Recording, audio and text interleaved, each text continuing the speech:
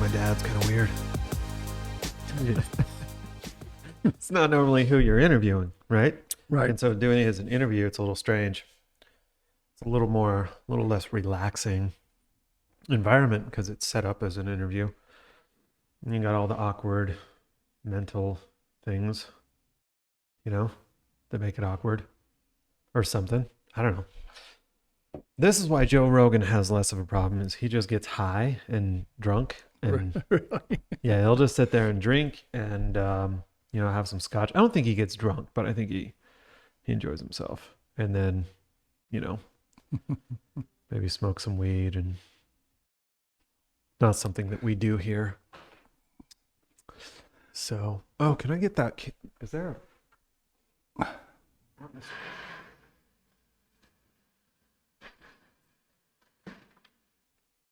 There we go. Getting that random chair out of the shot. Yeah, that looks good. That's a nice picture. It is a better shot. Yeah. Okay. These boards are awesome. I love them. I should probably use them someday. You can make a table out of them if you wanted to. You probably could. They're a little curved. Yeah. So, okay. I can just feel Robert walking in any second going, oh shit, they started, right? You just feel it happening. Yeah. You ready, Will? Yep. All right. So, where do you want to start? Where should we start? Let's start where a little bit about my growing up, okay? Are you growing up? Yeah, me growing up. Let's start here.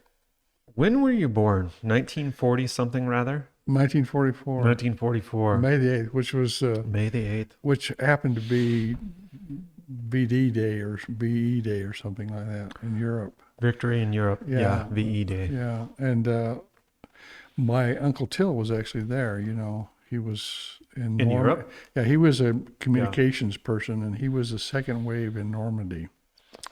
Years later, we talked about it after I got back from Vietnam, and he talked about his experience, and he described it like Saving Private Ryan stuff. Mm-hmm. And that was second wave, not even first wave. That was the second wave. It was still a lot of shooting, but it wasn't as bad, Which beach? He was at Normandy. So that was Omaha Beach. Omaha Beach, yeah, that's where they went. Oh. And then I've seen pictures of him. So he set up communication stuff and things like that. And that's where he met his wife, his future wife too. Eventually, was in France. Yeah, because she was French. She was born in America, but her dad was a wine salesman. Interesting. And it was Tillman was an interesting guy. He just kind of easy-going, didn't say much. He never talked about the war. He and I talked about it after I got back from Vietnam, but he did tell me stories, and Suzanne actually told me stories about how she was I was going to say that's where Aunt Patsy comes in, right? Yeah. Yeah, and she was in the underground and helped American pilots who were shot down escape back to Europe, back to England, stuff like that. Wow. And after the freedom of France, she dressed up in her uniform. She was actually part of the underground, which was interesting. So that's Till's wife. Yeah. Okay. So in our family, we have a rich history of people that were involved in the military. My dad was in the National Guard, but they discharged him because he was a machinist, and they needed machinists more than they need artillery people. Okay. Same with Uncle Max, who was a little older too. But then there was Uncle Deb, who was a merchant marine. He sailed all over the world as a merchant marine. So all the sons participated. And the funny thing about it, where we are working somewhere in these buildings, is where my dad worked on those machines. Well, it's interesting is he probably worked in a lot of these buildings. Yeah. Because every one of these buildings was, he was part of the Army Depot. Yeah. And he made parts for whatever they were making for and stuff like that. So there's a rich history of all that stuff in terms of that. But I was born in Logan. Mm-hmm. They moved and then he worked in Pocatello for the Defense Depot, which was he made. You ever seen a giant ship with these giant guns on them? Okay, when you say ship, do you mean like a battleship? I'm talking about the USS Yeah. Maine or something like Yeah. that. The ones they don't Like have. Yeah. battleships. They don't do battleships anymore. The Destroyers really and big ones, battleships. yeah. Well, at Pocatello, at that time was a Navy base. It's still there. The base is there, but it's used for something else. They actually made those guns there. So they had these big, long, bored out stuff that they made these. And I remember going through that plant as a kid. So you're talking like the barrels. The barrels, yeah. They drilled out the barrels and stuff like that. It's amazing. And one day they had a demonstration, which was kind of fascinating because it was some day or something. And they had tanks out there in the field, and I got to ride in a tank. And I thought it was a cool thing. That would be pretty cool. So Dad then went from there to Idaho Falls and worked with his brothers who started a business up there, and they helped build Arco power plants out in Arco. Okay. And I was like first or second grade at the time. So, okay, wait. So first or second grade, he was building power plants, or they were... They were building the reactors buildings for the power plants to do nuclear. You're talking... Oh, okay. So it was part of the nuclear... It's Arco, yeah. Yeah. And then he describes how one of them blew up. Okay. And he describes it because they had to pick guys off the ceiling, you know. Oh, it was bad. And they used... So this was a rough one. Yeah, it was the first one they built. We were building Fonnesbeck Electric was building the second one. Yeah. But these are Dad's stories. And then all the equipment they used, the fire trucks and all that stuff, they were so infected with nuclear atomic energy that both. Yeah, no. I mean, yeah, your nuclear waste or whatever. Yeah, they dug radiation. a big hole in the ground out there somewhere and buried them all. Everything. Just Just all the... two big ladder trucks, ambulances, and everything. Oh, they buried everything that went. Everything went. Oh, okay. They buried it, and they tore down the building, buried it all out. I bet they know right where that is, too. Oh, I yeah. bet there's a spot. Yeah. So like in Chernobyl, when that all went down, this is just anecdotal, but it has something to do with it. Like all the firefighters, all their gear and their kit is just down in the basement of one of the buildings. Yeah. They literally just stripped them off with everything, and it's super radioactive. Yeah. It's super hot. Yeah. Which is pretty wild. And it will be for buku long time. Yeah. Long time. Very long time.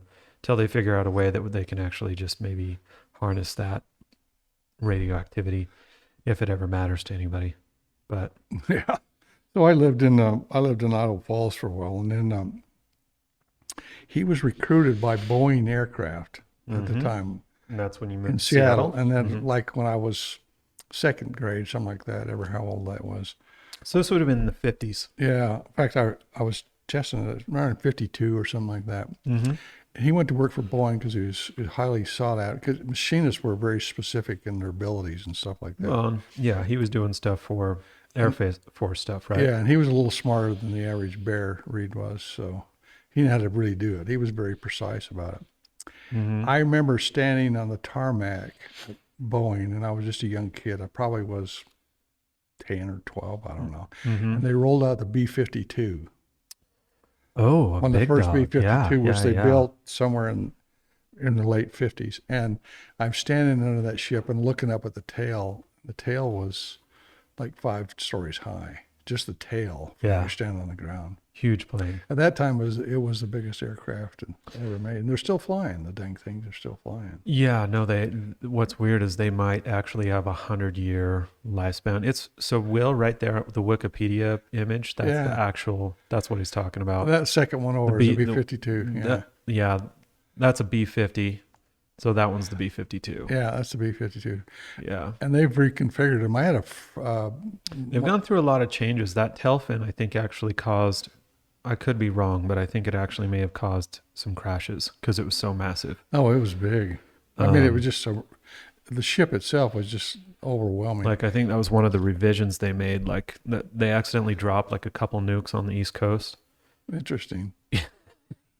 Yeah, I mean, they didn't go off or anything, but I remember watching a whole documentary on it, and it was pretty crazy. They have to be armed, yeah. It broke up in the air, and it seemed pretty crazy what happened. So my dad, I remember him talking about those things, and it was fascinating because it was the Cold War stuff. It was all about developing strategic strike forces by Curtis LeMay was the guy that was over that.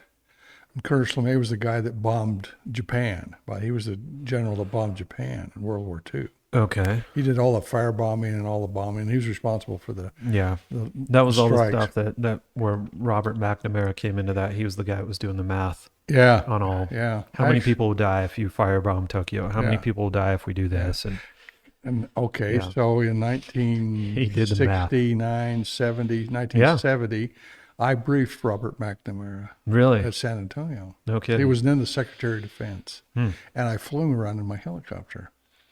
And they says, "What do you?" I says, "Why me?" He says, "Well, you're a little better pilot because I had to fly over some very high power lines and stuff like that." So I flew him around, and I got slides of me briefing him and Wow. pictures of McNamara and stuff like that. You wanted to hear something neat about McNamara? Now that he's dead and gone, his likeness was used in a video game called Call of Duty. Really? Yeah. Which one was that, Will? Do you remember? There was a Call of Duty where you could be McNamara, Kennedy, and Fidel Castro. Black Ops. Was it Black Ops? Wow. Talking about the zombies. Yeah, it was a zombies level. Yeah, it was a zombies where you were zombies were attacking you and you picked up guns. I And don't you think shot he'd zombies. appreciated that, but He may not have. he was really happy because we were making. At that time, the military was not like after the war, and we were doing that air ambulance system down in Texas because there were no air ambulances in the United States except for one, and that was in Massachusetts. And we were suggesting to them that they fund stuff like that so they could use helicopters to do that. And I started. I was the second project officer for that in San Antonio. My whole job, by the way, was not worrying about the schedule. The operations person did the schedule for the 507th Air Ambulance. What I did was go around and talk to every Optimus, every Rotary Club, all around there because it was trying to make the military a little better. And people down there are very positive because there's a lot of military in San Antonio. Yeah. And I'd fly out to these little towns in Texas and land, and they'd look at the ship, and then I'd go and brief them about this air ambulance program and stuff like that. So it was really kind of fun. I must to give a couple 100 talks. The reason I did it, because everybody was afraid to talk. And this one general asked me, he says, "How can you do this? You're just so comfortable with this." And I said, "Well, I've been doing it since I was a kid, because in my church, you just get up and give talks when you're younger and you Right. don't think anything about it." So Oh, I was comfortable interesting. with Public speaking yeah. effectively. Well, I did the Rotary Club in San Antonio. I had former governors there, about every general, because they all lived down in there. So, and I'd sit around the table and listen to them talk. It was like a World War II story about, yeah, I remember David Eisenhower when he used to come to the officers club, and his wife was really always drinking, and hear the stories. It was kind of because that's where Eisenhower was stationed, was at Fort Sam Houston when he was a lieutenant. So a long time ago. So We have one. There's one story I wanted to get in about you that I knew, that you didn't tell in that time frame of born to now, wherever we are. But that is that. This is a fun one for what you will. You'll appreciate this. It's that one time when you were like a little baby and you like inhaled a peanut or something like that. You inhaled a nut, right? Or like a bean or something. peanut shell. Peanut. That's what it was? Oh, Yeah, it was a peanut shell. Okay. Well, I was on the bed out at Blue Creek, my grandfather's farm. And I was just a baby, and I somehow got one of those in my mouth and swallowed it, and it ended up in my lung How did they find out it was in your lung? because my lung collapsed. Oh. And the problem was there was no really way to saving babies. My grandfather just says there's no, because they didn't know anything. Right. My grandpa Olson says there's no way to do it to save him. But my grandma Fonnesbeck, who was a really tenacious person, Mm-hmm. kind of emotional because she got a hold of a bunch of people, and I found out there was somebody in California, I'm not sure where in California, that he used what was then a scope that goes down the throat, and one of the few in the country. He was an old German guy, and Grandma found out about him. She got a hold of the governor. Of the governor of Utah. Yeah. And because grandpa was involved in politics, and they got some guy kicked off the plane, and my mother and dad flew with me down to California. Mm-hmm. And Took me to this clinic, and my dad stood outside, and they put the scope in me, put a hole in the side of me, and pulled this thing out, got my lungs inflated, and it saved my life. And you would have been how old? Like 1, 2, I something was like that? just a little over a year old at the time. Wow. So when they've x-rayed me before, they said, you got some damage to your right lung. I said, I know. Mm-hmm. That's the damage. That's that what was it's there. from. Yeah. It was interesting because years later, I picked a piece of shrapnel out of the side of my body from an injury flying, and it was over the rib, but it was about an inch away from that hole that they'd. It's right close to it. Wow. The difference is my injury was into my rib, and so it didn't go into my lung. So Right. Hit So- the golden spot. yeah. So if you look at my side, there's a little red mark over there, and that's what that was about. I was looking through some of our this is kind of anecdotal and I can't remember her name, but somewhere in our genealogy, one of somebody's, mine or yours, I don't know if it's on your side, I can't remember, forget her name, but this lady swallowed a needle. Really? Yeah, one of our great grandmothers. I haven't heard that. She, you know, I'll have to find it. I'll find it for you later because I Yeah. always have to hunt through and like go through because it's Yeah. like 4 back there. Trisha would know that. But she inhaled Wow. she inhaled like a needle Wow. because she would put it in her mouth while she was sewing Yeah. and she actually sucked it down her lungs. The crazy thing is this thing was in her lungs for a long time. She lived like years with constant pain and she got an abscess and something and eventually it killed her, but it's pretty wild. Wow. Yeah. I'll have to show her to you. I'll show Yeah. it to you. It's pretty interesting. Okay. So, Dad, we're living in Seattle. And, Yep. Back to Seattle. And You know, Dad- Jimi Hendrix was born there, right? oh yeah. Yeah. Yeah. That's a big deal. Yeah. You know, he was a paratrooper in Vietnam too. I didn't know that. He was. No, I Yeah. never did. He's either. he's a pretty awesome dude. I've seen pictures of him. Yeah. And he can play and acts like nobody's business. Okay, keep going. Well, Sorry. When I was up there, my dad went to work from Boeing. Then he was recruited by a group called Western Gear, which is still an active. Western Gear? Yeah, it's called Western Gear, and it's still there. And they would build highly specialized parts and stuff. So Oh yeah. Dad was very sought after, and I mean, they give him a piece of metal worth $20,000, and you have to drill holes all over it and stuff, you know. So, and he worked there for a bunch of years. And while we're up there, I was like sixth grade or something like that, and I was having some challenges, and so mostly because it was a rough neighborhood, it was rough stuff, you know, and it was, and so I ran away from home and went to Utah. Yeah. And there was a while they didn't know where it was. When it came down to it, you had, I mean, not to get into the depths of it, but you had some difficulties with your parents, right? Dad was a nasty drunk, Yeah. and he had a drinking problem. This is I talked to these guys about it. Like everything's always relative to like your Yeah. parents, right? There's this whole thing like you love your parents, you still love your parents even though you're parents. And what's interesting is it's almost like generationally having a father that was a nasty drunk and was abusive was almost normal for your time frame.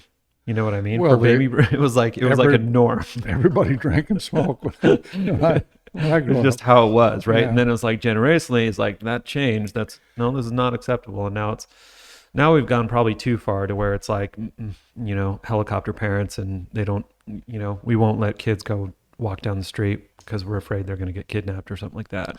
Well, it's kind of, the world it's is kind a of gone a little little too far, but- nastier, but I lived up in Seattle, and we lived in Bellevue, and Hold on a sec. It was- So here's the thing: you basically ran away from home, is what you're saying.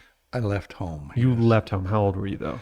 I was like, I don't know, what's sixth grade, That's like 12. 12 or 30. But my problem was I was taller. I was like 5'7" or so. I looked like I was a teenager. Okay, And so I hitchhiked. In those days, you could hitchhike. that's It was what you okay. did. You Yeah. hitchhiked.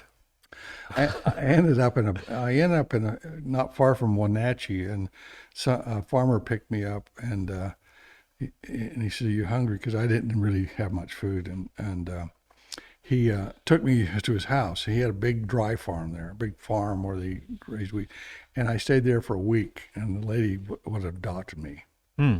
and because. And she just treated me like I was her son. And eventually they give me a bus ticket. And so I showed up at Grandma's back porch. Mm-hmm. some weeks later, and they all thought I was dead. They didn't know anything about it. They had cops looking for me. So I lived with my grandparents, Mm-hmm.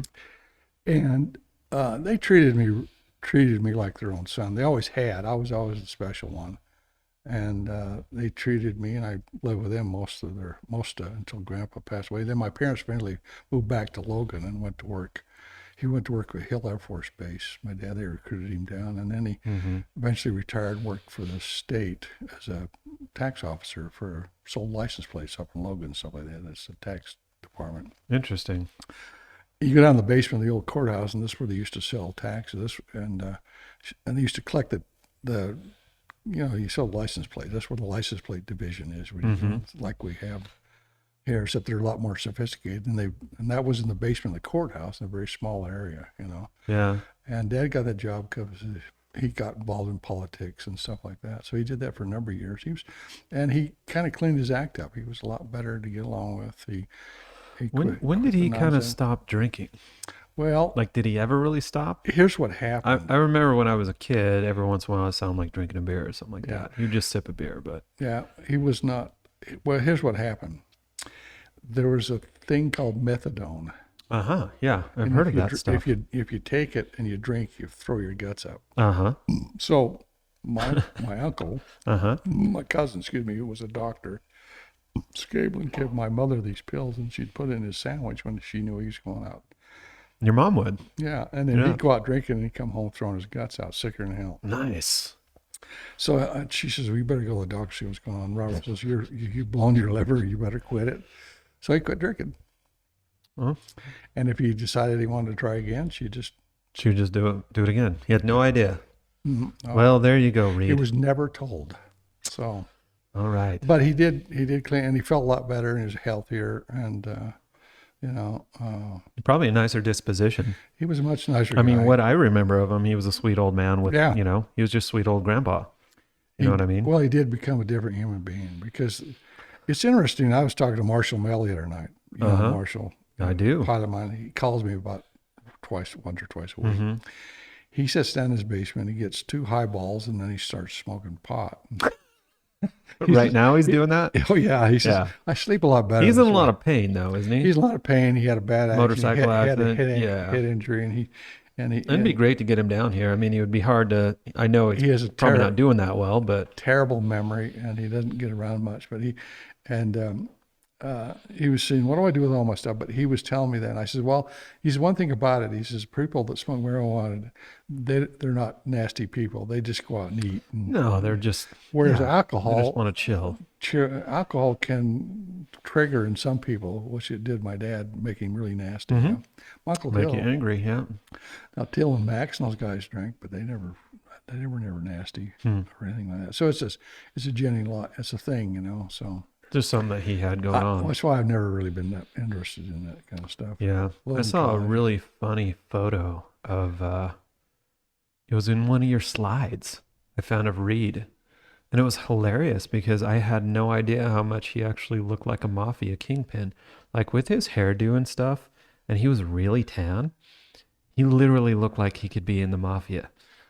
I say that jokingly, but I found it very entertaining. You're not laughing at all. No, because in those days, those guys were cool looking. If you looked at the actors like Earl Flynn and all those guys. Oh, yeah. That's what they all looked like. They all did. They greased their hair up and Brill cream and combed it down with a little mustache. And that was cool. That was how he rolled, huh? That's the way you looked. Well, all right. Works for me, I guess. Till had a crew cut his whole life. He never grew his hair long, even after the military. He always had a crew cut. Always. Uncle Till, yeah. And Max, he was kind of like me. I just don't remember. So I think, where did those guys live? Did they live just coming outside of? Well, Max lived in Logan. I remember Max lived. He just lived down the street from Grandma. Yeah. Till lived in Idaho Falls. Max lived in Idaho Falls when they had a business, but the business split up after a while. Didn't Till eventually move to Logan? No, he passed away up in Idaho Falls Hospital. And Uncle Deb lived in him and Deb and Till stayed with the business. Max took the construction part of the business and went off and did construction. So that's I worked for Max when I was younger. That's how I got interested in flying, because he would come and get me when I was in high school and take me in the summertime. That was my summer job for What got him into flying? Max. Yeah. He did it in World War II as a kid. He started real young, and so he just liked to do it. And he was flying his old crates when he was in World War II, and he just, and that got me interested in flying. So he didn't fly like fighters or anything like that. No, he was just a private pilot. But Okay. if you got in a plane with him, he'd say, "Take the plane over," and so I went up with him once. So I was used to when I started flying and did my basic flying, I could already fly because he had taught me how to fly. So in ROTC, they had this flight program when I went out there, and the guy knew me and he knew Max, and so because his hangar was right next to Max, so that's why most people don't solo for at least 10 or 12 hours. I was like 4 hours and I soloed, so because I'd already been flying. The difference was that Max's plane was a 182 Cessna, and the trainer plane was a 150, a little smaller aircraft. They're basically the same. You start them the same. So that's kind of where so that's where I got interested in flying. Yeah. Okay. Yeah. It was kind of like in high school. So there was a point, there's a few things that happened in high school, like you guys owned a Bobcat. That happened. That's cool. That was Dad's pet. Yeah. Yep. He's a big cat. He was a pretty big kitty. He's like a 40. Seen pictures of him. He's like a 40-pound cat. We called him Bob, right? He was. Yeah, that was his name, correct? By the way, I found out what happened to him. What happened to him? After he became taxidermied. Yeah, he is the mascot at Northridge High School in Logan. Oh, really? Yeah. One of the. Oh, okay. Yeah, was it Skyview? Skyview. He eventually passed away, and he's the mascot of the school. Wow. He's stuffed in the school. Yeah. Yeah. I saw him when I was a kid. Oh, that's right. You were there. He was stuffed. Yeah. I didn't know that was him. Yeah. But okay. That's a family pet. Yeah. Well, and he would keep the dogs off the yard. I would imagine. If he was out there, and he would put them on a chain. He didn't tolerate dogs coming through our yard. Mm-hmm. Didn't matter what size they were. And he didn't have claws. We took the claws out. Probably a good thing. Yeah. I've watched plenty of videos of those kill snakes, and they literally beat them to death with their paws. Yeah. Yeah, they're powerful. Yeah. He was interesting. He wasn't like a normal cat, but Trissa got used to.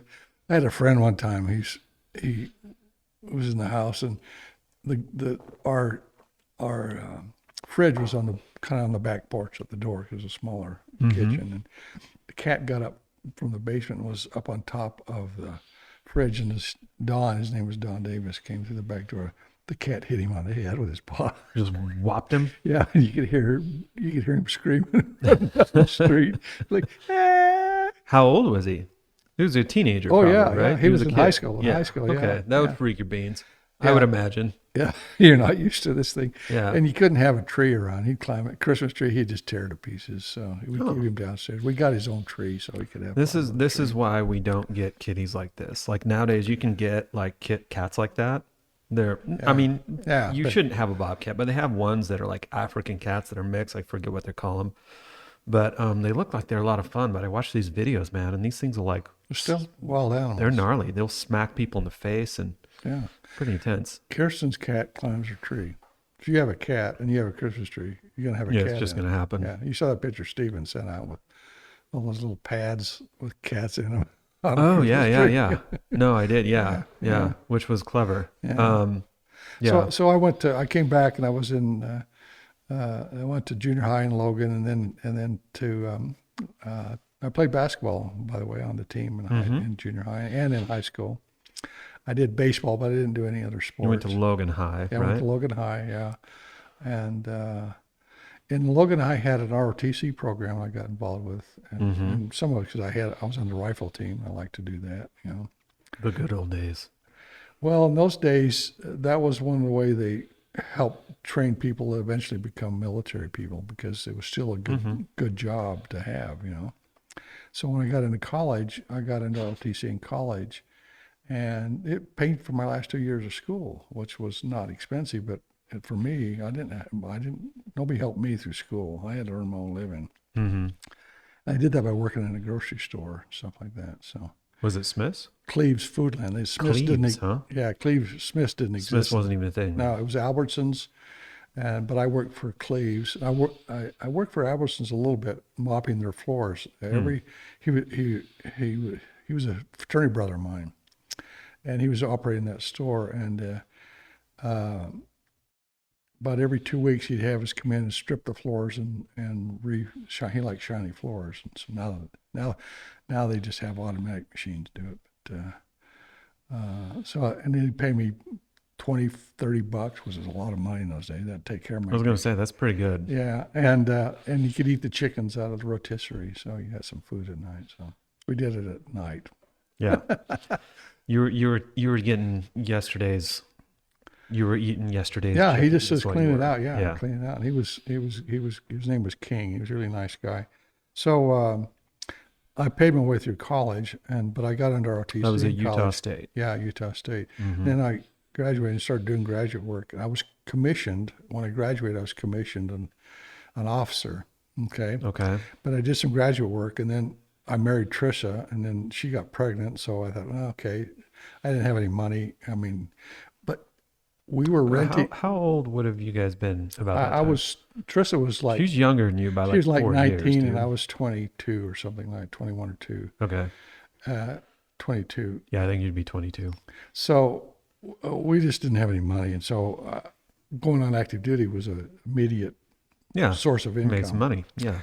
So I didn't finish my degree there, and did a year's worth of school. Didn't finish my degree, and then went on active duty. And they were pushing me anyway because they needed people. Okay, this is Vietnam's going on. Okay. Yeah. This would be 68. Yeah, 68. So we got in a Buick. We bought a Buick Grand Sport with a Hurst transmission. It's a fast car. Neat. And we got orders, and I got these orders, and I couldn't read them. I mean, they were just military orders. I couldn't read. I went down the street to this guy that was an RTC guy, and I said, "Would you read these to me?" Mm-hmm. 4 years later, I could read them easily, you know. Mm-hmm. But we took off to San Antonio, and he had a relative. Drove to San Antonio then. Yeah, he had a relative that was down there, and they invited us over to their house when we got in San Antonio. We found an apartment to live. I went in and signed up, and I did something interesting. I went in a day early than my order said. And the guy says, "Oh, I wouldn't do it, but you can go ahead and sign in." That day, the day you sign into the military is the day you set your date of rank. Okay. And that means every time I went into a unit, went in the same time I did. I was a day earlier than them, and then that made me the leader. Oh, interesting. By one day. Okay. So just by coincidence, I ended up, because data rank is a big thing, you know, and stuff like that. But we went over to their house, and it was just like an old mansion you see in the South with a big oak tree out back, and they're all toasting drinks, and they're all toasting George Wallace. And what a great person he was.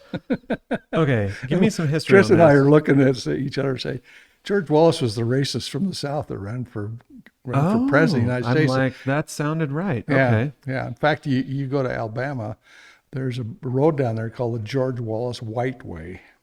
Oh, is it still there? I don't know. I gotta wonder if that's still there. But I've heard of all these things, right? I'm like, George Wallace. I'm like, okay. I was pretty sure you were gonna say he's a racist, but I wasn't sure. Yeah, I got stopped by Highway Patrol one time. I wanted to know if I donated to his deal, and I said, "Well, I'm from Utah, so it's not." You know, if I'd have gotten a sticker, my dad would have taken my bumper off to get that sticker. But if I'd gotten a sticker on it, I never got a ticket. See, so that's pretty crazy. That's very I don't know.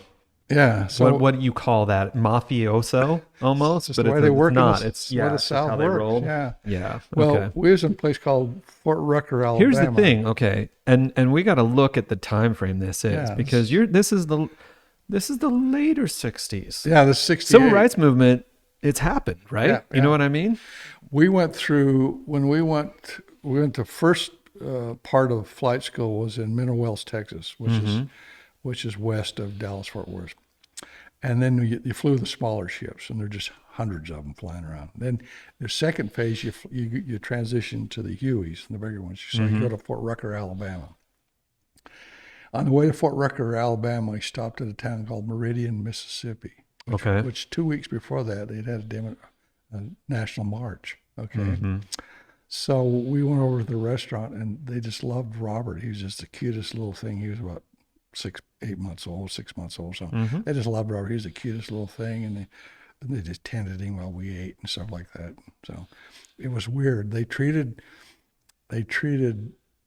white folks different when you You're went. talking, so the restaurant you went to was full of black folks, is what you're saying. Yeah, yeah, they were just wonderful. And they were treated just people. perfectly Yeah, fine, they was sweet fine. people. Yeah, and I was Yeah. I was really nervous. I thought, do we lose our kid? They were just wonderful people, and when you get in the South, there are poor people, there are poor white people, and there are poor black people. Yeah. At that time, there were still segregated schools. We used to go play basketball in some of these. The nice schools were the worst school you've ever seen in your life. Even though segregation was technically over, right? And the I black mean, school was even worse. So yeah, it's because they just hadn't got around to it, Well, that's where this whole thing, which is very popular, which does have some relevance, the whole, because the what they deem systemic racism, right? That's where it has its relevance. That's a very common big term these days, is systemic racism, like the system's been created. I don't know that the system's necessarily, I personally don't know that the system's been created, but I think it's just as a result of how nature has developed itself, how things have happened, because back then it probably was, right? But it's just like we haven't quite cleared it yet. And it's just kind of the nature of the beast, unfortunately. It was a cultural thing, and you got to remember then there were still people alive that had fought in the Civil War.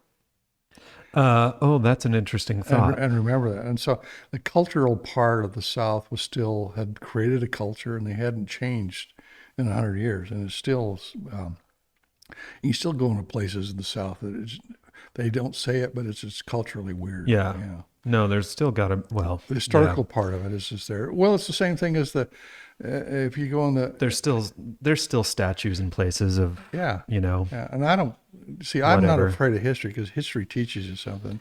Yeah, I'm not either. I think it's great to have statues like who is it? Andrew Jackson. Okay. I think it's great to have his statue because I would rather have my kids and look at that statue and go, what does that, who is this guy? And I can tell him all about how good and terrible he was at the same time because he was a pretty terrible person. I went to his house. Andrew Jackson's? Yeah, next to his house was where the slaves lived. Yeah. Yeah, and that's the whole thing is like, slaves, unfortunately, it's like history's history. My biggest fear with history, I mean, we're kind of getting off on a tangent here. My biggest fear with people wanting to degrade or slow down or change these components of history is that it's one of those where it's like, what happens when we go too far and we erase these segments of history and we lose the potential value of knowing what's bad and what's wrong and why we shouldn't do things certain ways. Well, they don't teach it in school anyway. So I personally believe we have some of the dumbest generations in the world. So knowing history and knowing the details of history. Yeah, and they change it too, and they want to change it. So that there's a challenge there. But being in the South was interesting for us. Tristan and I, we met a lot of good friends down there, I had a friend who was. I can't think of his name right now. He was stationed there, and he was at Fort Rucker, Alabama. And I said, "Come to dinner sometime." And he says, and he was going to get married. And he says, "No, I ain't got to leave post." He's black, big, tall, 6'3" black guy. Sweetest man you ever met in your life. And I had to go get him off the post and drive him to my apartment, which was off post, because he didn't want to leave post because he was in the South.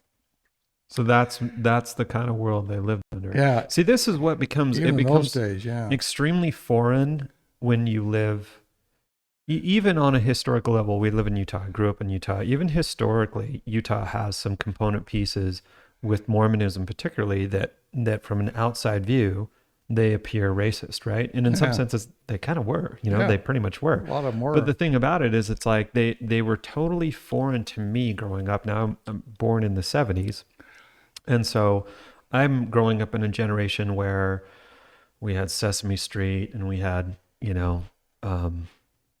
Mr. Rogers. That was us when we were young. But then it's like, then you've got Michael Jordan, right? You've got all these exceptional black athletes and people like that. And I remember when I was in 6th grade, I was looking around I don't know why, but they had us all line up around the lunchroom in 6th grade. And we're all standing in line and we're waiting for something.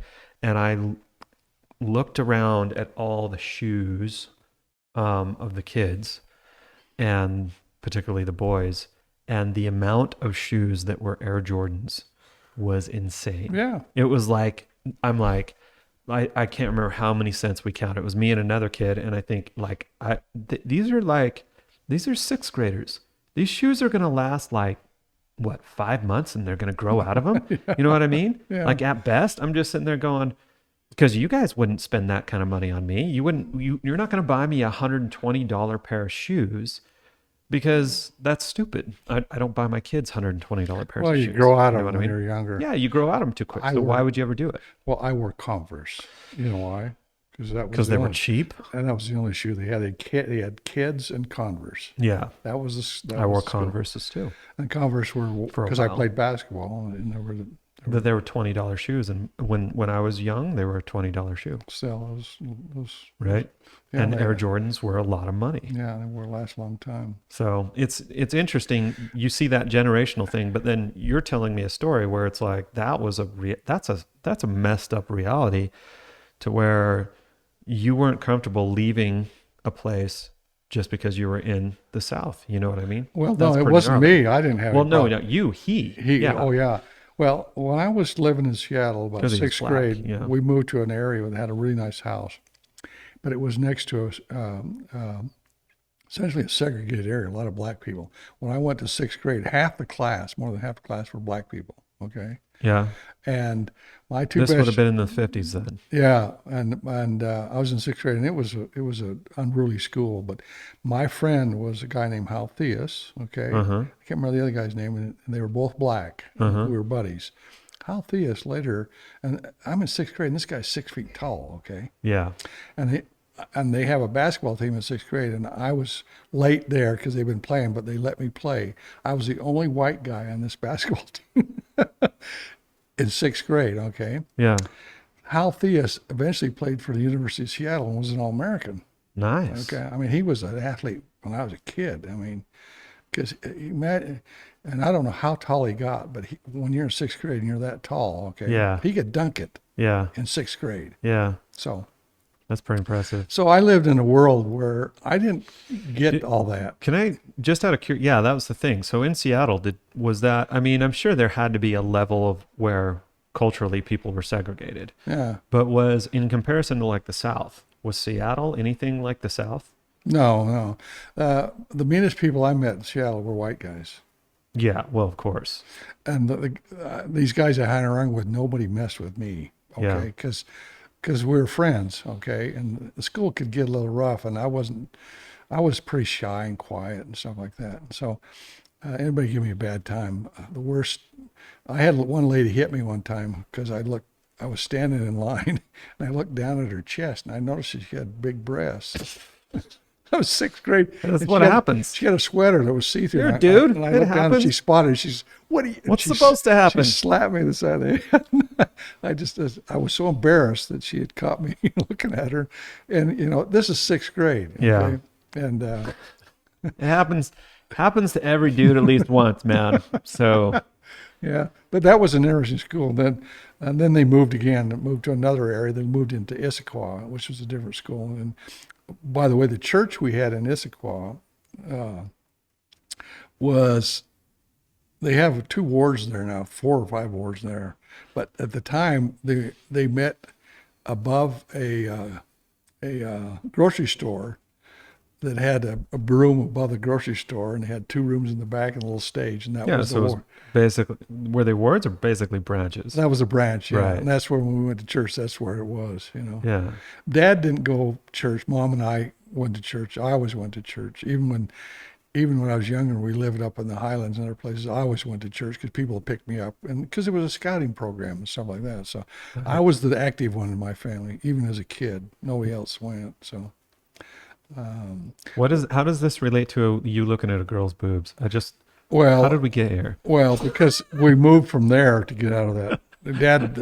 Dad didn't. The house was a nice house, but he found a house better in Issaquah, which is a beautiful place to work, and it was Okay. quicker to work. If you live in Issaquah, and where he worked, he had to go across the floating bridge and just up the hill, and so it was an easier place. So you got in trouble, and that's why you moved? No, No, That just what wasn't that me. was that was an anecdotal thing that Yeah. just happened to Yeah. happen to enter in the I just story. remember when I got beat up Okay, in junior. that was the one I time, got beat up in grade school. but you got beat up by a lady. Yeah, exactly. Okay, all right, got I it.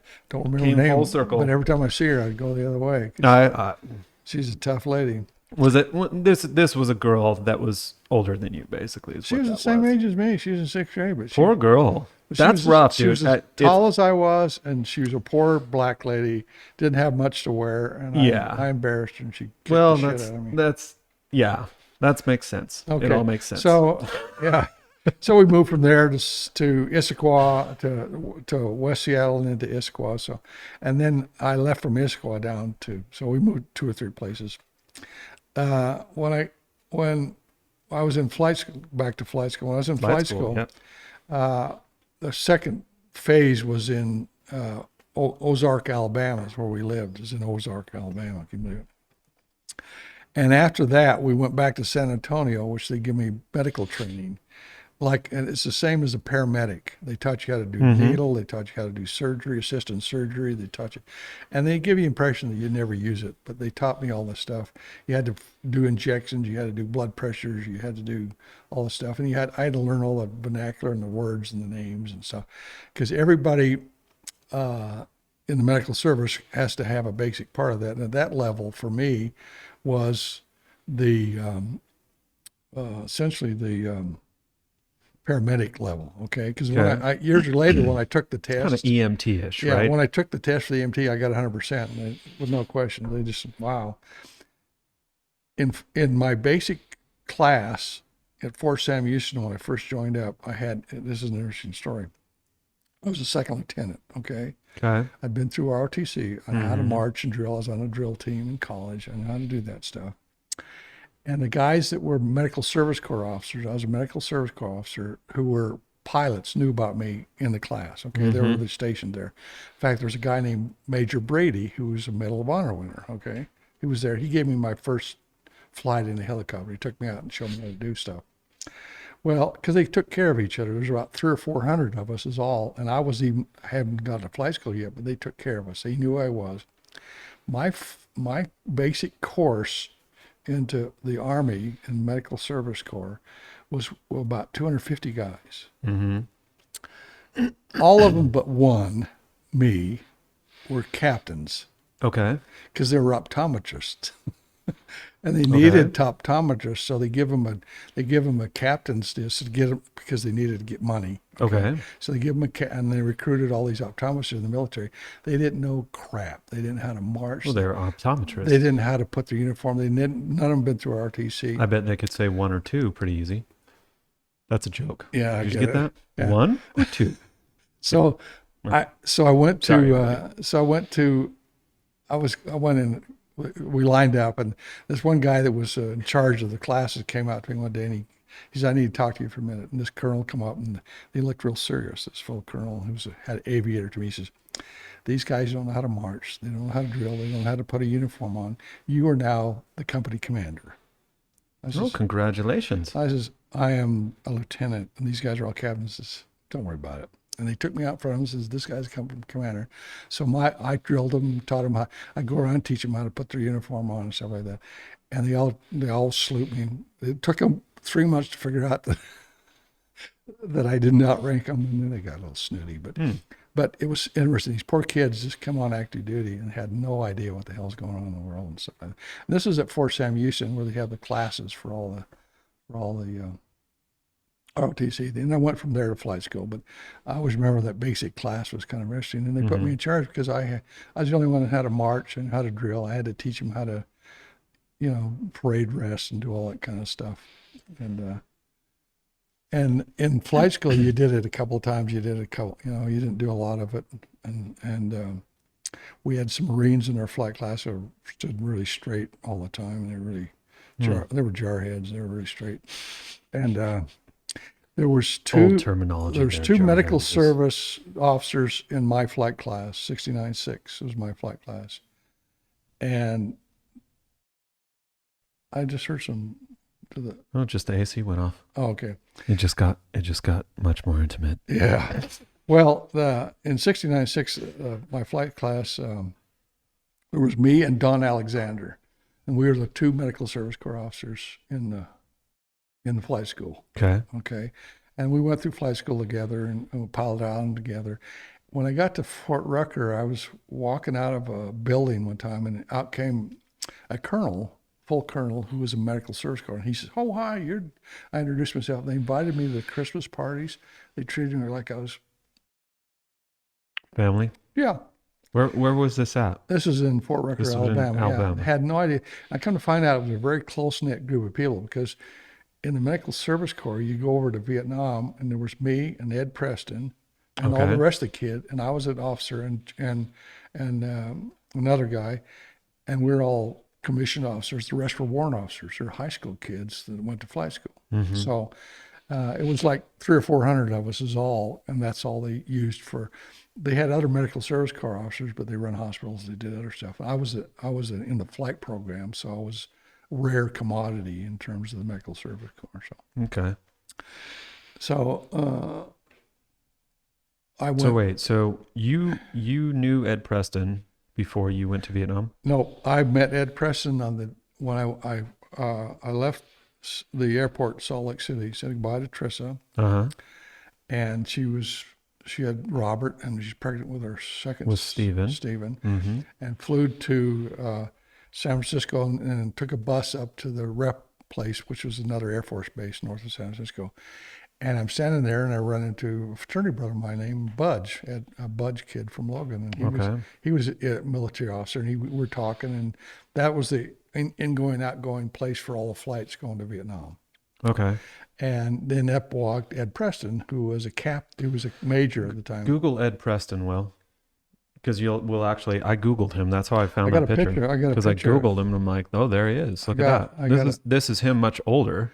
But it Yeah. was amazing to me that I'm like, oh, you can just find him. Okay, scroll down. It's not any of those dudes. Look for a military dude. Yeah, Ed Preston, yeah. I spelled his name correct. I think so.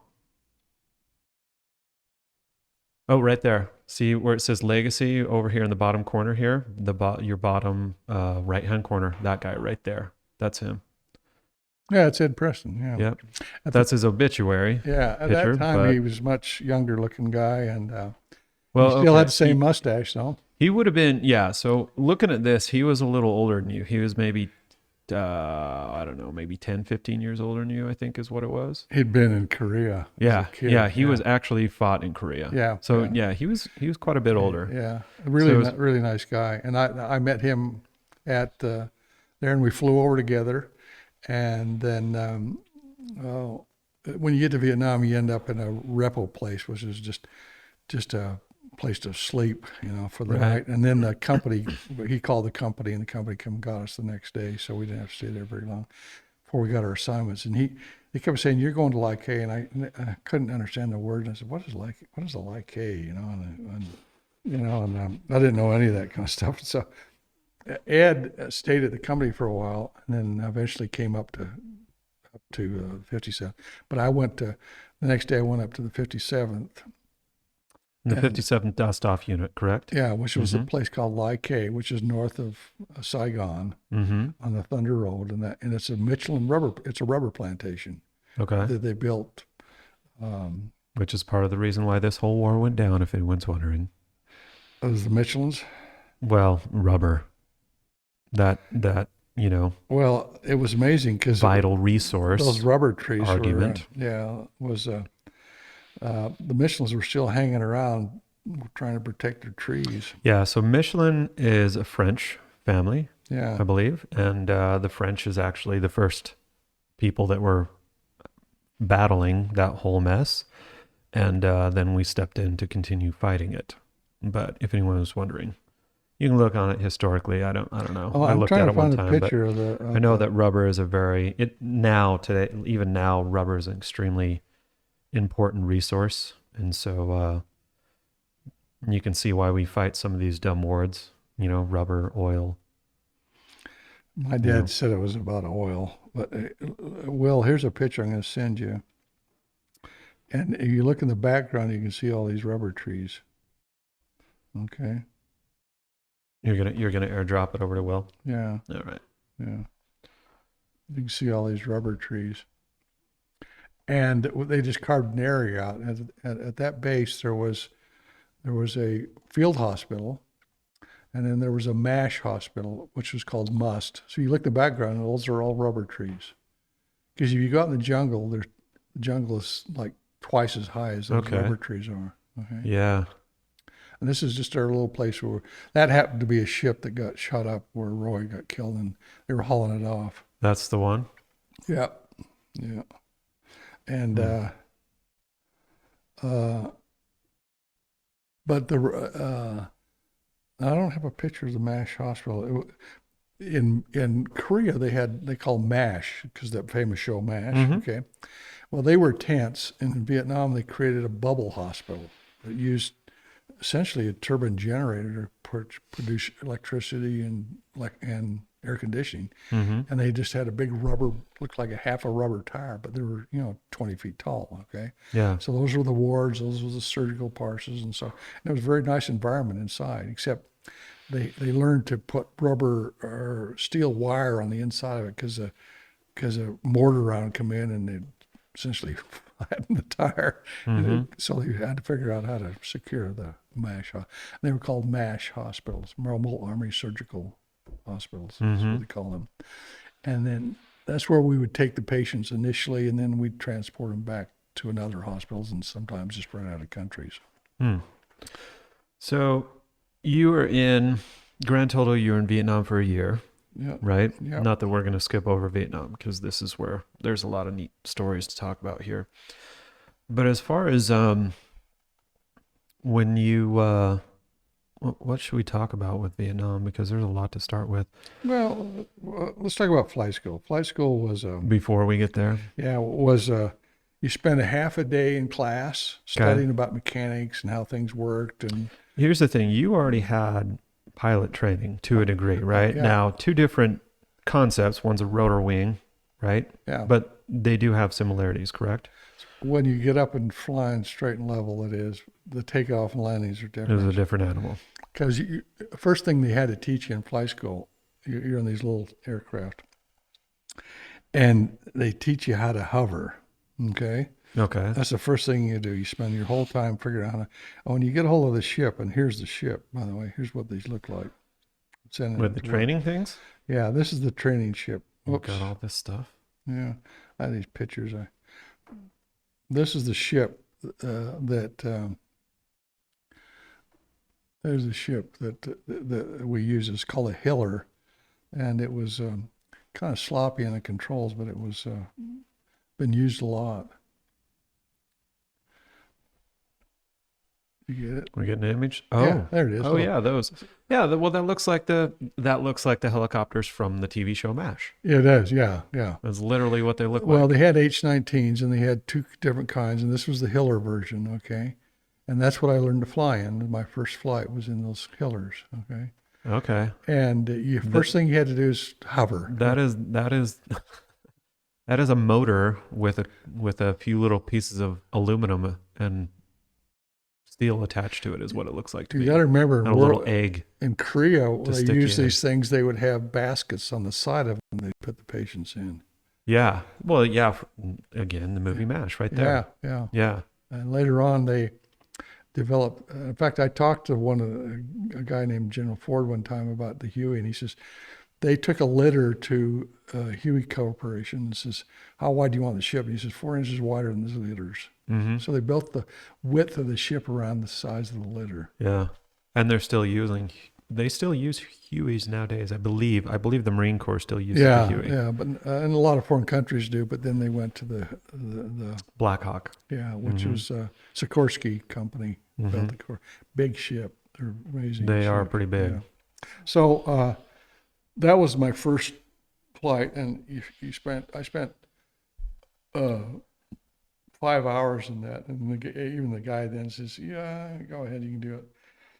Where does it come in where you get your call sign? Oh, when you get to Vietnam and you become an aircraft commander after so Yeah. many hours, Yeah. you made aircraft commander, they give you a call sign. Mm-hmm. and they give me the call sign. The 7-3 was because I was the chief of operations. So and I just kept it no matter what I was doing. So Mm-hmm. that became my name. And if you talk to anybody that was ever It'd be with me, 7-3. that's what they call me. What's interesting about that is two things. One of my favorite movies. Not trying to sidetrack, but this is good.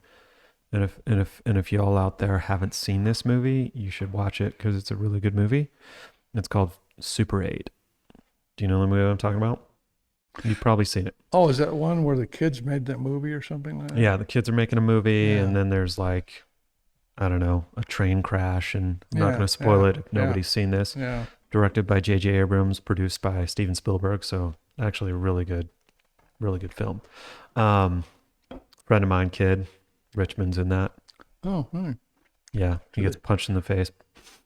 That's about it. That's his big screen presence. He like opens the door and looks in, and then he got hit in the face by I think the actor's name is Carl Chandler, and it may have not been punched. It may have actually been hit with the butt of a gun. I can't remember. Anyway, Wow. I think it hurt because I think he got some of his teeth knocked out, so that was a little rough. But that's what stuntmans do. Anyway, what I was going to talk about here. Sorry for this long. No worries. Super 8. In that movie, they actually call out Dust Off. They actually call out Dust Off 7-3. Really? There's a helicopter, yeah, flying in that movie, and I remember watching it in the theater. Wow. And this is Dust Off 7-3. It says in the movie. I'm like, whoa, what the? And it was it kind of tripped me out a little bit that it was the same one. And then coincidentally later on, I don't know if I was searching Facebook or something, but then I came across Dust Off 7-3. Guy named Eric Sebastian. Yeah. Yeah. Who we are now Facebook friends with. Yeah. He got that call sign. He got that call sign in Afghanistan. That's it. That was his call sign. Yeah. So pretty amazing. Okay. So we're in flight school. You got through flight school, obviously, pretty easily. Yeah. And then they ship you off to Vietnam. A month later, yeah, after a little more training, and then I went home and left Tris and Logan. And then what was it like? I mean, here's the thing. This is where it gets really interesting. I've watched documentaries on you guys and all that, the stuff that you guys dealt with, but... We'll do a timeout. I got to go. You want to pause? Okay, let's pause. Pause it we'll for a pause. second. We're good. Well, okay. Thanks. Just to be clear, too, because we had our little intermission there. Just to be clear, so everyone knows, if for some reason my podcasts end up going really big and a lot of people watch this, this is not like a Tim Pool thing, okay? It's not. It's cold outside, it's winter, and that's why I'm wearing it, okay? So normally, at some point, I'll probably have my normal head shown. I have plenty of hair, which makes you wonder if Tim Pool actually has hair, if he's like balding, and that's why he's always got the cap on, or if he actually has hair underneath it. I wonder if it'd be probably hard to actually find a picture with him without the cap. I wonder if it exists. Okay. So anyway, let us continue. Are you going to look for it? I want to see if it's your hat. I want to see. Yeah, no, Tim Pool. I just sent Will another picture. Who's that? Is he balding? Oh no, dude! Is that legit? Is that really him? Yeah, that's it. Well, that's why he wears those hats. It is him. That's why he wears the beanie. So it doesn't shine so much when you're filming stuff. Yeah. Well, the beanie looks good on him, dude. I'm not dissing this dude one bit. Yeah. But he's yeah, dude. Let's all. I didn't think you would be able to find it. I thought it'd be so well hidden. Mm. You know. So, is this being broadcast on the podcast right now? No, yeah, I put it on the still. It is? Okay. Yeah. We all get to see his bald head. It's real, man. It's real. I kind of wondered. I can see why he wears the beanie. I sent you two other pictures. One of some young kid sitting in a helicopter. Get I that? wonder who that kid is. Yeah. Who's that? Show us that picture. I don't know, where did it go?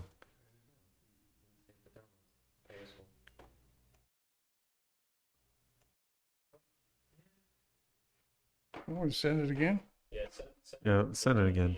Okay.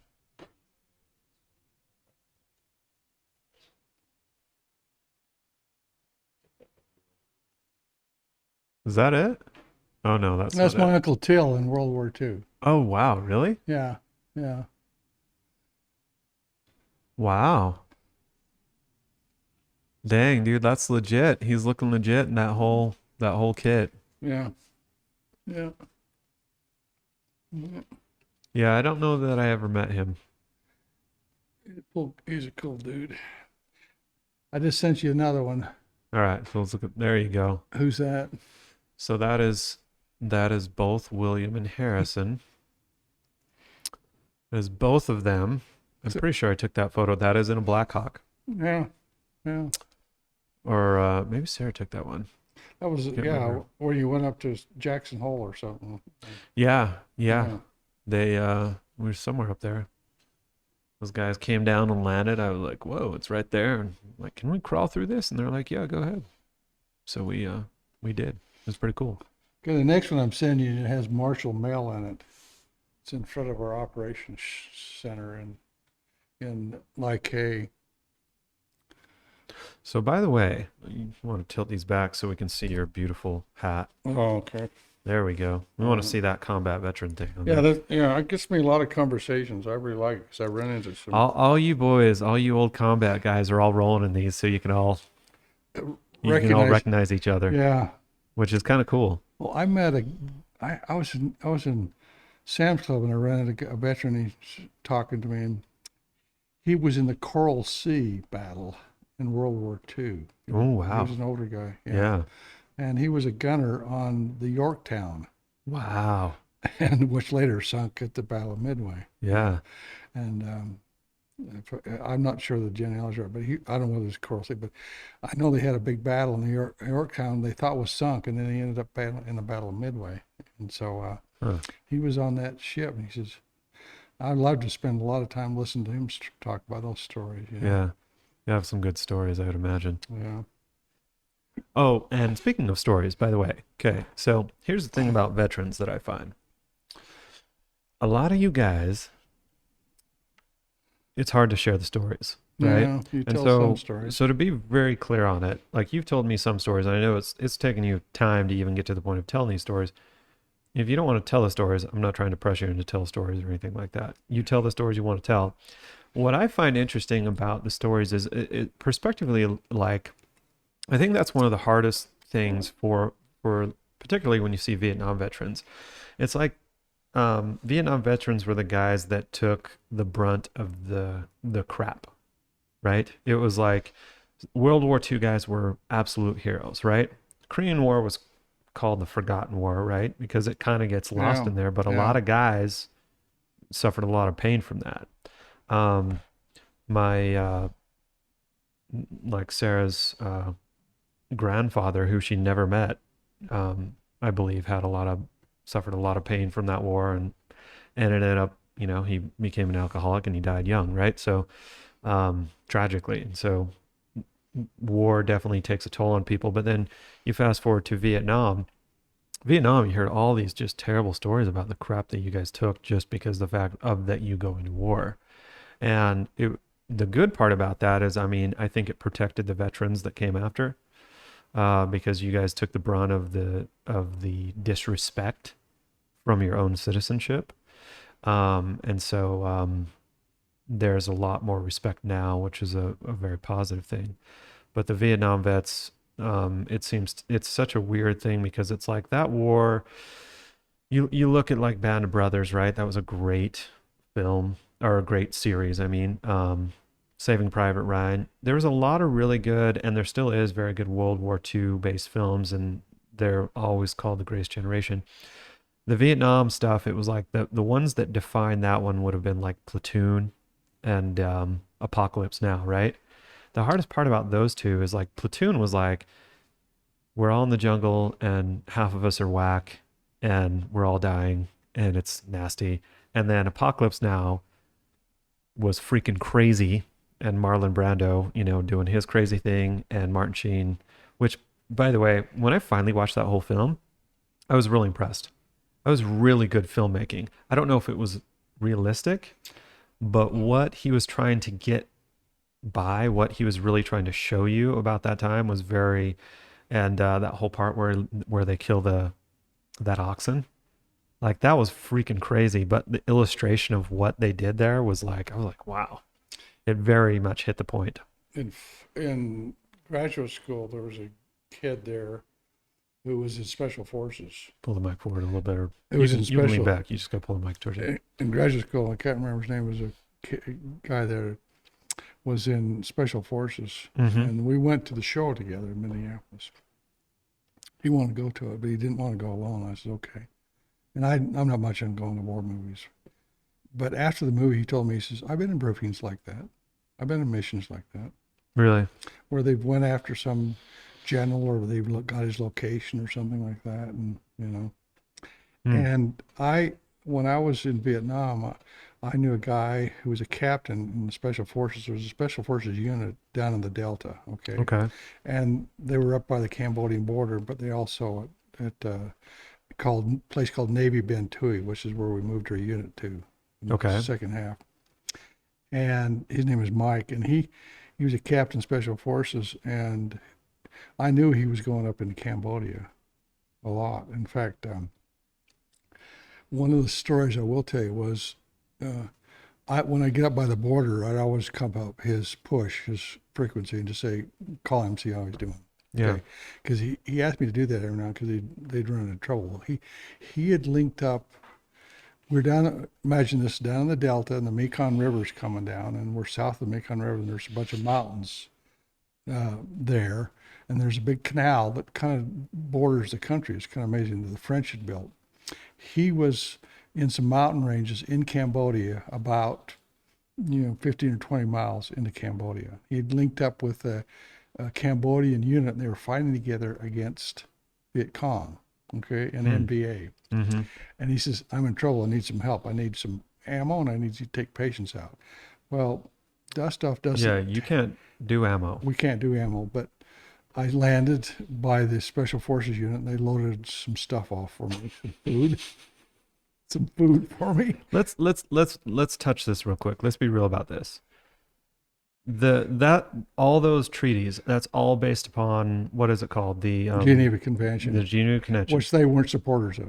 Yeah, they didn't support it. No, so Right. yeah. I mean, what's the reality of this stuff? Is like you guys, had one hand tied behind your back and you were supposed to just follow that? We weren't supposed to carry armament, but the CAV did. CAV carried Yeah, armor. air We cav. didn't carry guns, guys with guns on it because it was too much weight. But the CAV did. Yeah. U.S. Cavalry did. And they'd call us now and then because they couldn't do hoist missions because they had too much weight. Mm-hmm. And you can't hover very high when you got 2 extra guns and 2 extra people and all this ammo, okay, Yeah. in a very hot environment with fuel. You got a lot of fuel on board. So you have 1,500 pounds of fuel. So you're weighing your ship down, and then you try and hover 300 or 400 feet in the air. Well, at 200. this is jet fuel, basically. Yeah, Right? JP4, 13.5 pounds. Okay, so I stopped by and got some food for them and whatever they needed. They just loaded it on, and it was really interesting because I took off flying. It was like a northwest, and I flew across a big open area that was amazing. It was totally green. It was like you're flying over a field of grass that had been cut. Yeah. It was just beautiful blue-green grass. It wasn't. It was elephant grass. And elephant grass is higher than an elephant. That's why they call it elephant grass. Yeah. And I flew low level, but it must have been, 100 acres. It was just amazing. It was a swamp area that this grass grows in. So Yeah. And you flew low over this because every now and then you hear a chatter because they can hear you but they can't see you, and you're over them in a second because you're low level. Your skids are right on top of this grass. Okay, so you don't give them much. Yeah. Unless they're just lucky. Okay. Mm-hmm. And so I got up there, and he was in contact, and so I dropped the stuff off, loaded a bunch of patients, and I flew back. I did it twice, and I came back, and then I called into my hospital, which is in Canton, and told them who I was bringing in. They said, "We'll take them to the," and I said, "I got some soldiers are from the Cambodian Army," and they said, "We'll take them to the Arvin Hospital." And I said, "No, they don't go to the Arvin Hospital; they go to the American Hospital." And they goes, What do you got on board? And he was real quiet.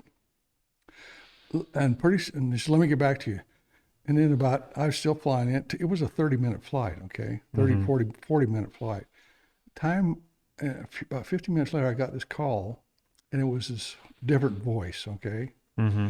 And he says, he called me by my call sign. He says, what do you got on board? I says, and where you been? I says, I told him where I've been. And he said, okay.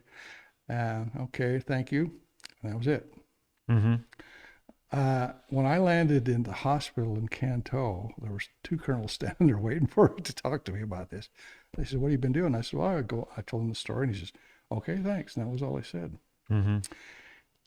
2 weeks later, we invaded Cambodia. Mm-hmm. I think Nixon finally figured out that we were already there, but the problem is that they were just staging everything and they were causing the problem. It was just a big problem, and we should have done it a long time ago. It's if you look at the map, Vietnam is just a sliver Yeah. kind of coming down the coast, right? And so what they were doing effectively is going into Cambodia and supplying everything down and then coming in from Cambodia into the south. They go through what they call the fish hook and these places like that. So they had this easy access into it. I actually went into, when they invaded Cambodia, I was a part of the troops that went in. I followed them in. And we landed at a place called that's not the name of it. We landed at this place that they had moved through, and it was a little teeny town. I'm talking about 20 buildings or something like that. And I landed there. And it was cleared, and there were soldiers around, and there was an anti-aircraft gun sitting there, and one of my crew chiefs went over and turned it off. Oh, wow. It was electronic. He hit it, and he turned it off. And I go, okay, that's cool. I'm glad that wasn't working, and they left it, Yeah. And then we went to this little restaurant and had lunch in Cambodia, and they were shooting at the other end of town, but it didn't bother me. And then I went in and flew some missions. Then I had getting low on fuel, and I was so far in, I realized that Phnom Penh was closer than back to the fueling depot. So I flew into Phnom Penh Airport, which we already had a staging field in there, and refueled. And then you could hear on the radio Nixon saying, we won't go more than 20 miles inside of Cambodia. Oh shit, I think we went further than 20 miles in. But we could have taken over Cambodia if we just let them go, and then Chinook and all that shit wouldn't have happened. But there's always too much politics involved in that stuff. So, so I was there when they invaded Cambodia and stuff like that. And Mike was going to get me a sniper rifle, a Russian sniper rifle. He had something. I said, boy, that'd be fun. Those are cool. And he had a bunch on a boat, and our own gunships sunk the boat coming down. I never got my Russian sniper rifle. And he apologized all the time for me. He said, I'll get up here again. I'll get you one. I said, don't worry about it. But so I did a lot with the Special Forces, and they actually had me. Their ship was down, and I actually flew a mission up on the trail one time for them. This is something that you were not supposed to be doing. No, but they didn't have anybody, and they needed good pilots. And were you flying like a dust off? Yeah, It was a dust off ship. I flew ship. one of our ships, and what had happened, they had a guy on the trail, and he got caught, and we just called him wounded. Okay, it was a mission, he was on the run, and when you talk to him, you hear him chatter because they had spotted him. They hide in trees and places like that, and on the trail, and then we report stuff. So when I landed in this little tiny opening, you don't land, you just kind of get down there and you pull him on and you're off again.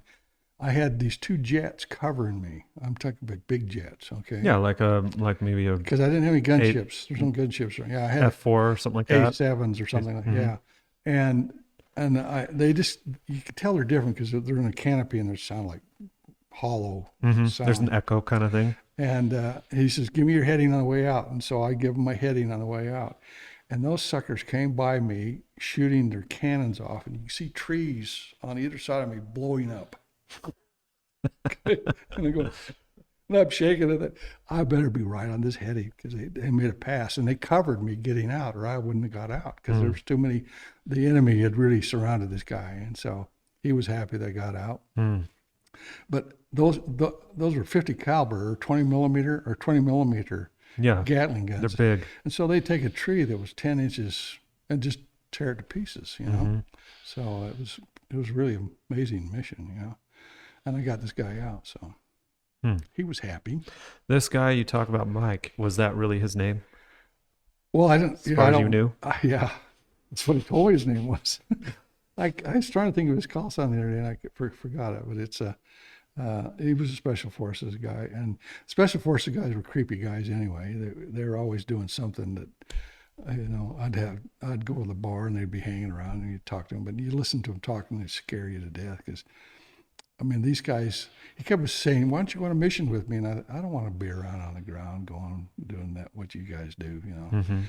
And I couldn't, some of the stories you hear, then I say, and these guys are going back and you're going to live in our country. And, because It's very intense. It's more of, their job is to go kill people. Yeah. My job was to go save people. So it was a different world for me to listen to these guys talk. mm-hmm.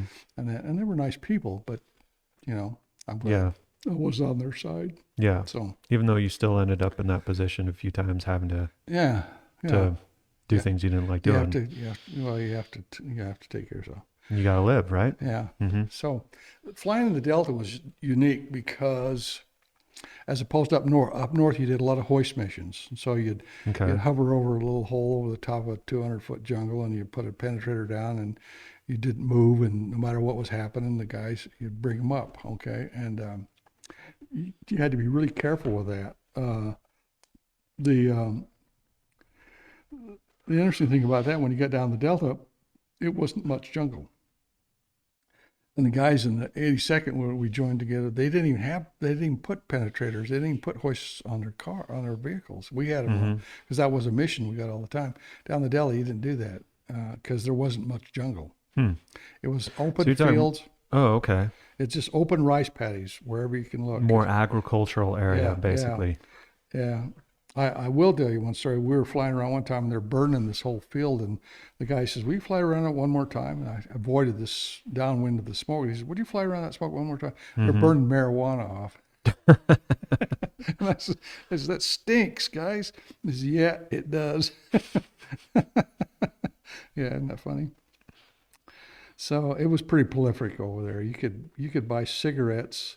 Those got with marijuana rolled in it. Okay, that's how. Yeah. That's how. Well, it was probably legal, right? Over there, it was. It was just part of the world they lived in. So I'm gonna send you this picture here. See if it'll. This is a picture. Every now and then you get an airstrike. Okay, and the B-52s would come along and do airstrikes. Okay. And this is what it looked like after the airstrike. Well, once you get that.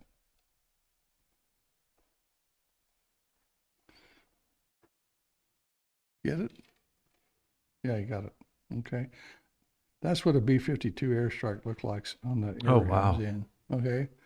Those are 500-pound bombs that make those craters. Okay. So those are big holes. Yeah. And that's two to three ships coming through.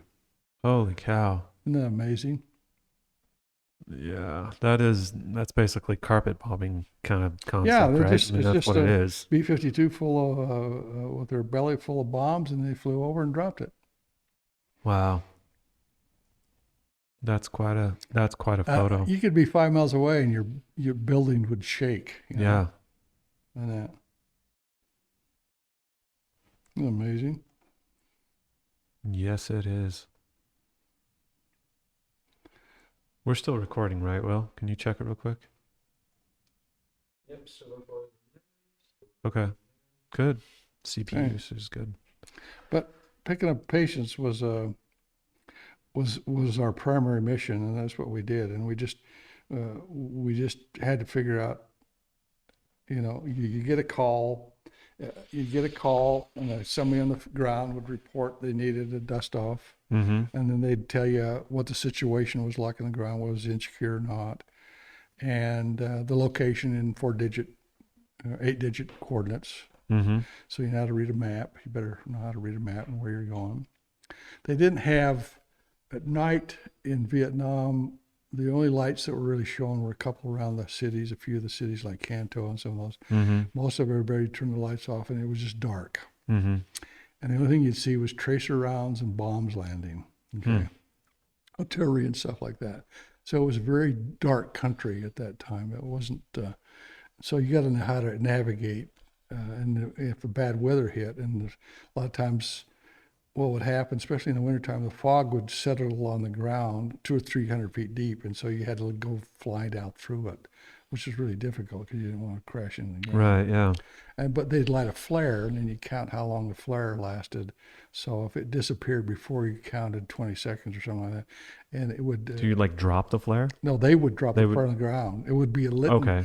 Be lit flare on the that would ground. light up. So Yeah. you'd have something to To target. land to. Yeah. And if it goes out before you did, it meant there was a tree or something in between you and the flare. So Oh, okay. the guys in the ground would tell you what it was. It's just the worst part is when you're in an area open, but you got a few trees around. So you had to be very careful. I've crashed into a few trees. How often did you fly missions? Like how often did it happen? Like I like historically, like the documentaries I've watched and stuff, they talk about how a lot of times guys in dust off would actually forge their paperwork Well, because there was a limit of how often they could fly, and they're yeah, like, we run out of pilots, and I couldn't get pilots. We were supposed to do 140 hours a month, and then we just quit recording it. Most of the time, I'd get 200 hours in, and I would tend to fly at night more than anybody else because I had to manage the unit during the day, and there's two of them, and so I had to take care of paperwork and all that stuff during the day, and I'd fly at night, and I like flying at night because I was good at it. You know, it's you just have to realize if you're in this trouble. is before the days of night vision, correct? Way before the days of night vision. I mean, they You just they keep did your eyes have, open. That was night vision. yeah, they did have like I know snipers had like certain scopes. There were like star scopes or something like that Yeah. used There was very no- little light, but that was about it. There's no night vision. We did have what they called PADI control, which was the Air Force base guys at night. Nobody flew at night, so they had radar. They had PADI control, which is radar, covered a bigger part of the delta, and they would vector us, so you get some vectors. And they say, so you could just fly down there. You just had to call when you flew in an area. You had to call the artillery and see what was going on there, because you didn't want to fly into artillery. And they'd say, coming out of so and so, max ordnance of so many feet, and you either fly under it or around it. You never flew. You didn't want to fly in it, of course. And usually, if there was an insecure LZ, there's going to be a lot of action. Like one night, we went up to the near the Cambodian border, these mountains. There was a big firefight, and as I came around this one mountain, you could see the guys on the hill were shooting, okay, and the guys down below would be shooting back at the same place. And I thought, guess which one we're landing at? and then you'd see artillery go off, and it would just light up the whole sky with all this. They put out flares and they do all kind of stuff. And a firefight is an interesting thing to watch. I found out that, first of all, the Russians had green flares. Not green flares, but Green tracer rounds. Tracer rounds and stuff like that. And if they looked like the size of a football, it was a 50 caliber. If it was just smaller, they would just be smaller. But if you ever have a softball coming at you that's green, it's a 50 caliber. But you're just seeing the tracer between rounds, and you'll see 2 or 3 of those, and between each one of those is 3 or 4 rounds. Okay. So they were stacked every 4 rounds, basically. Something like that. And the reason the tracer is so you could fire at night and know where you're shooting. That's Right. simple as that. It's really fun to shoot at night because you can see where you're shooting. The problem with that is when you shoot, then you're giving your position away. So. Right. But we used to go to a lot of, you even if you knew it was insecure LZ, you knew there was going to be some fighting going on. So you had to time it. You had to figure out how to do it. You had to, and a lot of times we'd ask them to not fire for a minute, just maybe settle things down, and then we could get in and get out. And sometimes they wouldn't shoot at us. Most of the time they would. But if there's a lot of shooting going on, you can't hear anybody or anything. It's just so much noise. So Yeah. even with the headphones and everything you got on, No, that's loud. you can't hear the guys talking the ground, Too much popping. And our rule was if you can stand up to load the patients, we can come in and pick them up. Okay. If it's too hot to stand up to load the patients, then you're making everybody It's too dangerous. too dangerous. So the rule was if you could stand up and load it, we'd come in and get the patients and stuff like that. We didn't care whether it was what it was, as long as you could do that. And we figured we do that, chances were pretty good, even though you could take a few hits. The rules were on your ships, right? Rules were, you guys didn't have guns, I right? had I mean, you had personal firearms, yeah, right? You had yeah. sidearm That's and it. Yeah. maybe an M4 or something like that, but you didn't have. There was not a. It was not a No, gunship. There was not guns no, on the side of the ship. no. If it was an insecure LZ, we would bring along Rebel 5152 or Viking 2122. Viking was a Cobra gunship.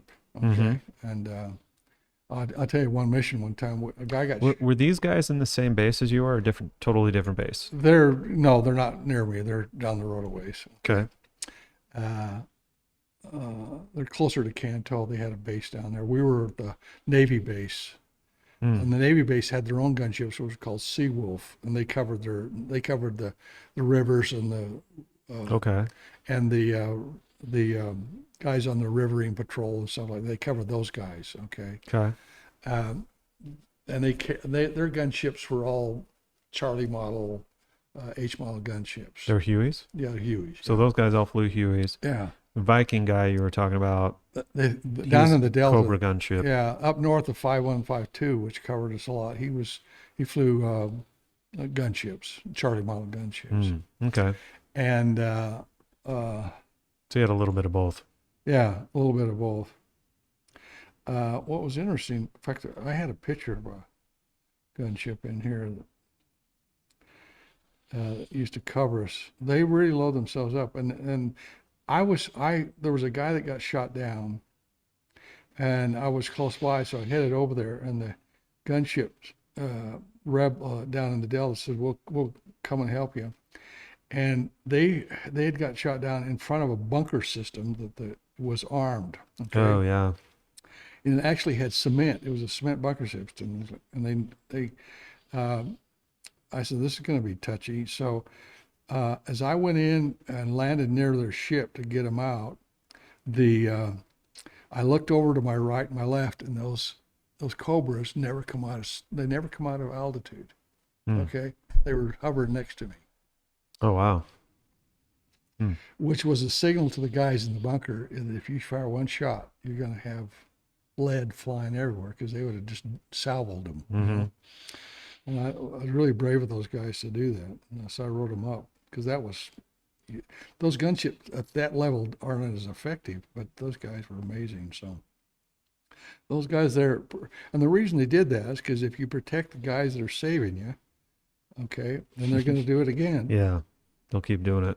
That's why if I had a ship down and I needed a new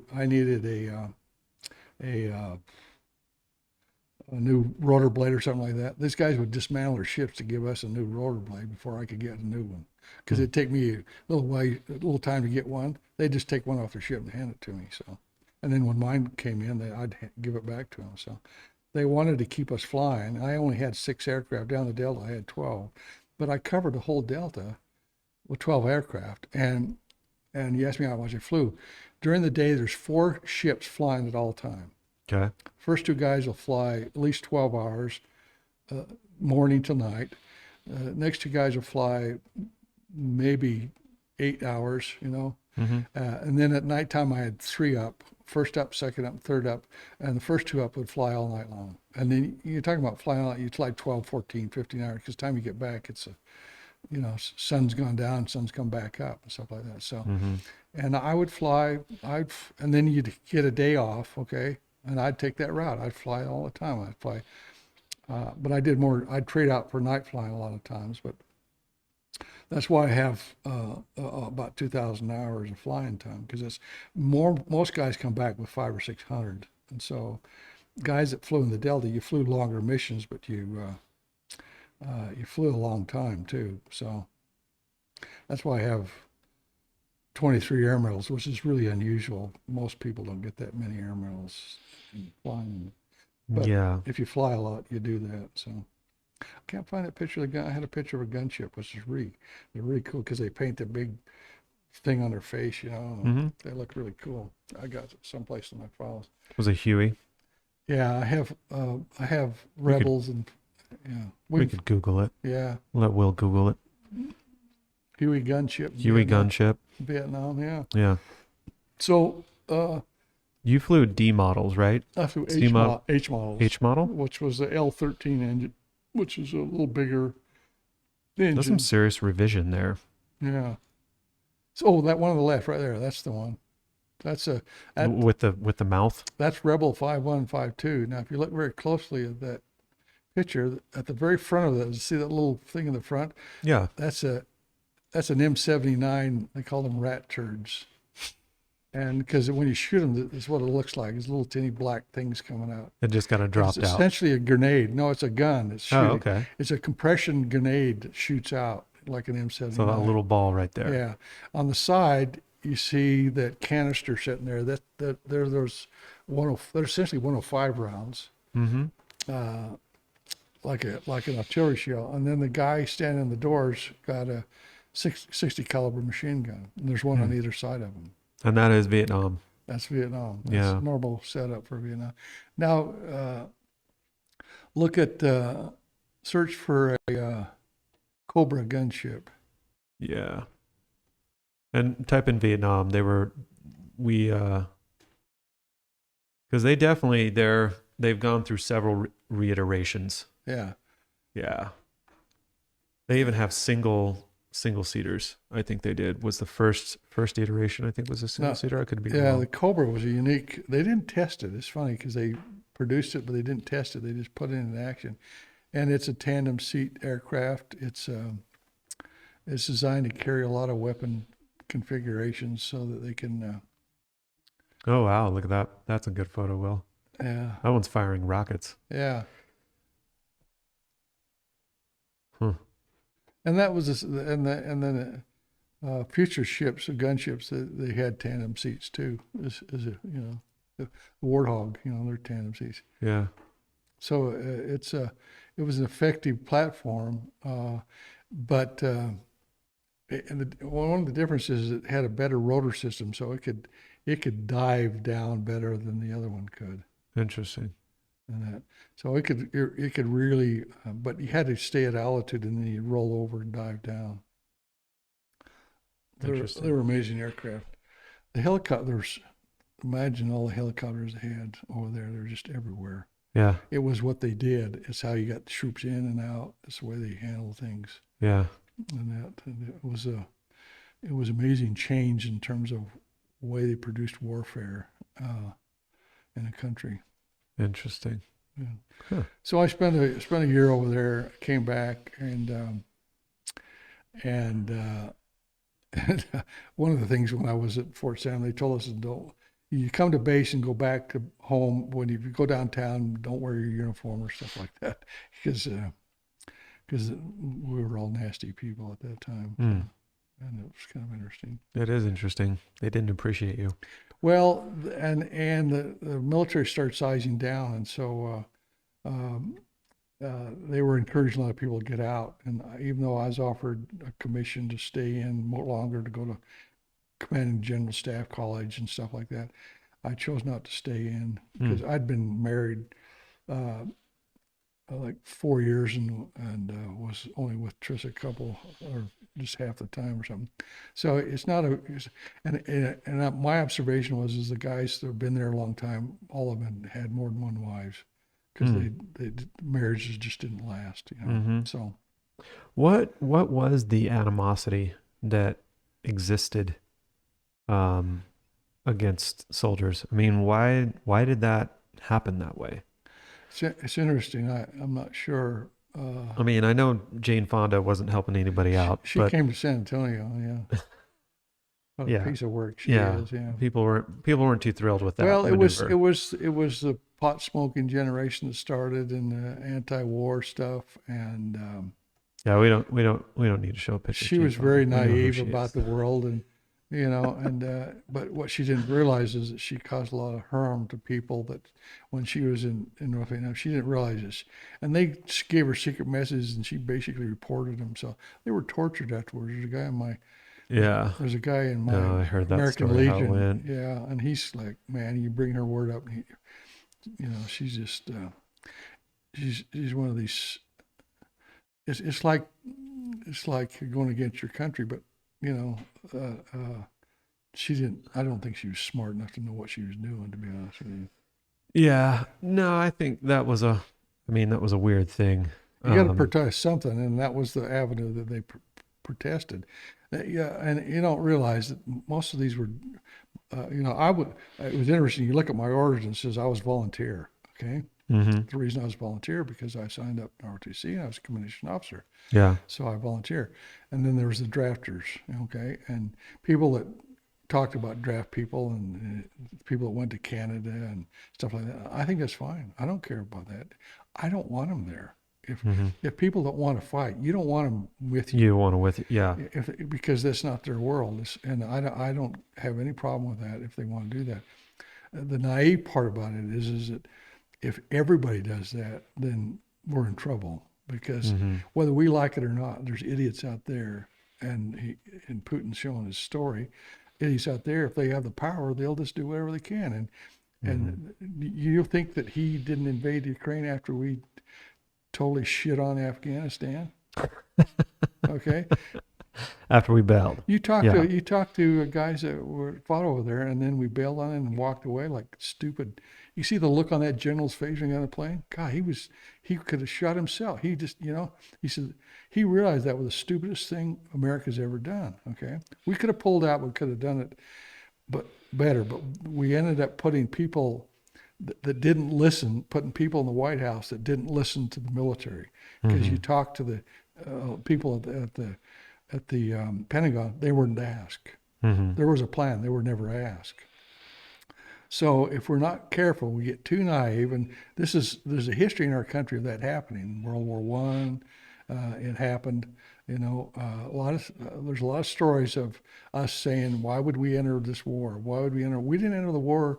We didn't enter the war in Second World War until Japan bombed Pearl Harbor. Right.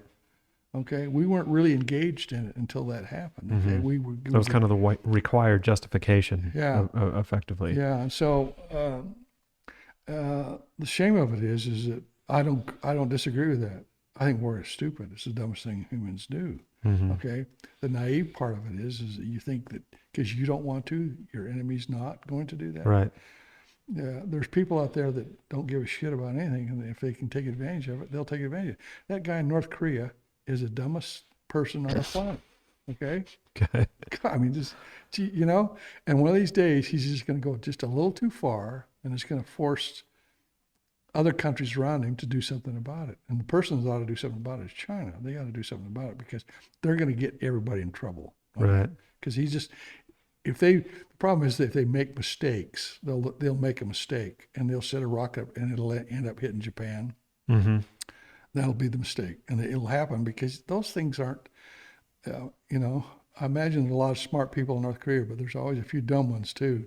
And if they do the wrong thing, Yeah, they're always shooting it over top of Japan. yeah, Yeah. and if it just and you know how crazy those rockets are, even our own. Yeah, if something goes wrong. Yeah. Yeah. So sooner or later, somebody's going to make a mistake, and then it's going to It'll cause escalate. a lot of misery. There's been a lot of talk about the fear of nuclear war right now, which is very interesting because it was, they talked about a lot, particularly in the 60s, early 60s Cuban Missile Crisis, I'm sure, right? We all see these historical documents of, our images of kids,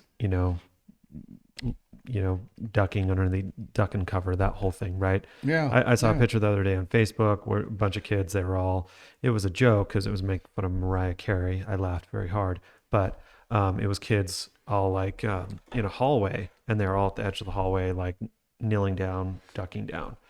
And it was pretty interesting that we had that point of having drills.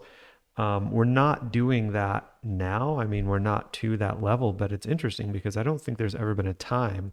Like, I remember the Cold War. I was like very young, 8, 9, 10, right? Yeah. I was aware of the conflict between Russia and the United States. I didn't really understand the concept of what a Cold War was, really. I do now, but I mean, it was one of those where I just, from my visual, it was like, well, rah, rah, America, Russia's an oppressor of its people and that kind of thing.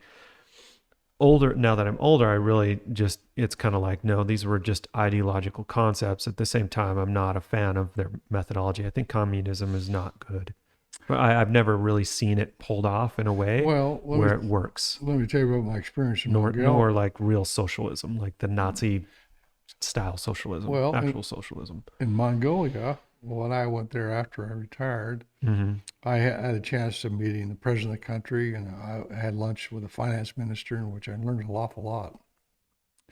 And he told me an interesting story. He says, during the time that Russia oversaw Mongolia, they called it the golden years. Mm-hmm. I says, why is that? He said, well, they give you a job. They educated you. All the people I knew there spoke two languages. They spoke Russian. They sent them to Moscow to teach them education. They built buildings for them. They protected them, and they give them a living. And then one night they just got up and left. Mm-hmm. I mean, literally They ran out of money. gone, and because the progressive movement didn't work for them because it wasn't producing enough things back. Mm-hmm. The other thing, and so he says it was a terrible time, and it happened in a lot of the European countries too. That people just they quit having babies. There's all kinds of stuff, and so you can just go too far with that idea, and it didn't work. And some of it is that Russia is not good about taking care of their own country. They trashed their own country. You look at places in western part of the country or eastern part of the country, they just trash their country. They don't take care of it.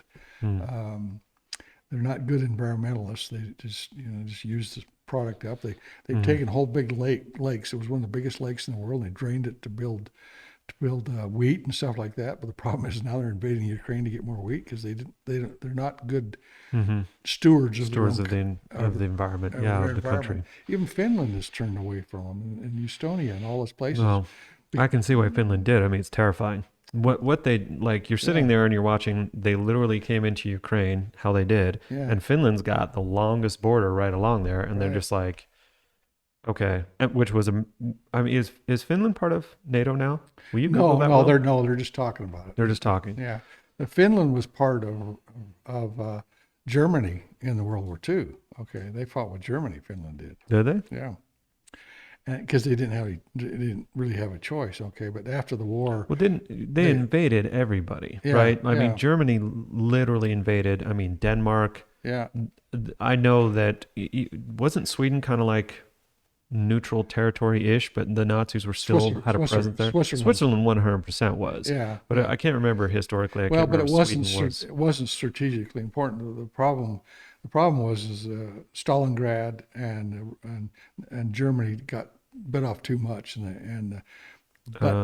but if you look at the history of who lost people in World War II, it was the Chinese and the Russians lost Yeah, Russians lost a 20, ton. 20 million people. I mean, Yeah, the Chinese lost many because of Japan. Japan just yeah, and you can see why some of their behavior is that way. So war is an interesting challenge in our life, but if you go back to the roots of it, all has to do with the reason Japan attacked us because they needed our oil. Okay, because we cut them off. was resources. They needed resources. It's all about resources and stuff like The that. same thing with the Weimar Republic, it failing. I mean, there was a lot of Yeah.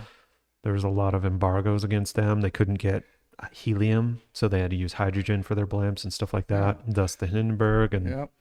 You go take a look at Vietnam, and I've looked at Vietnam now on Google. And it's really interesting to see it because all the delta that I flew in, and the west coast was the Human Forest where I was shot down one time. It is all beautiful crops, okay. And then they built a big dam up north in Tucor where I was up by Lai Kay. They built a big dam because they needed to secure the water.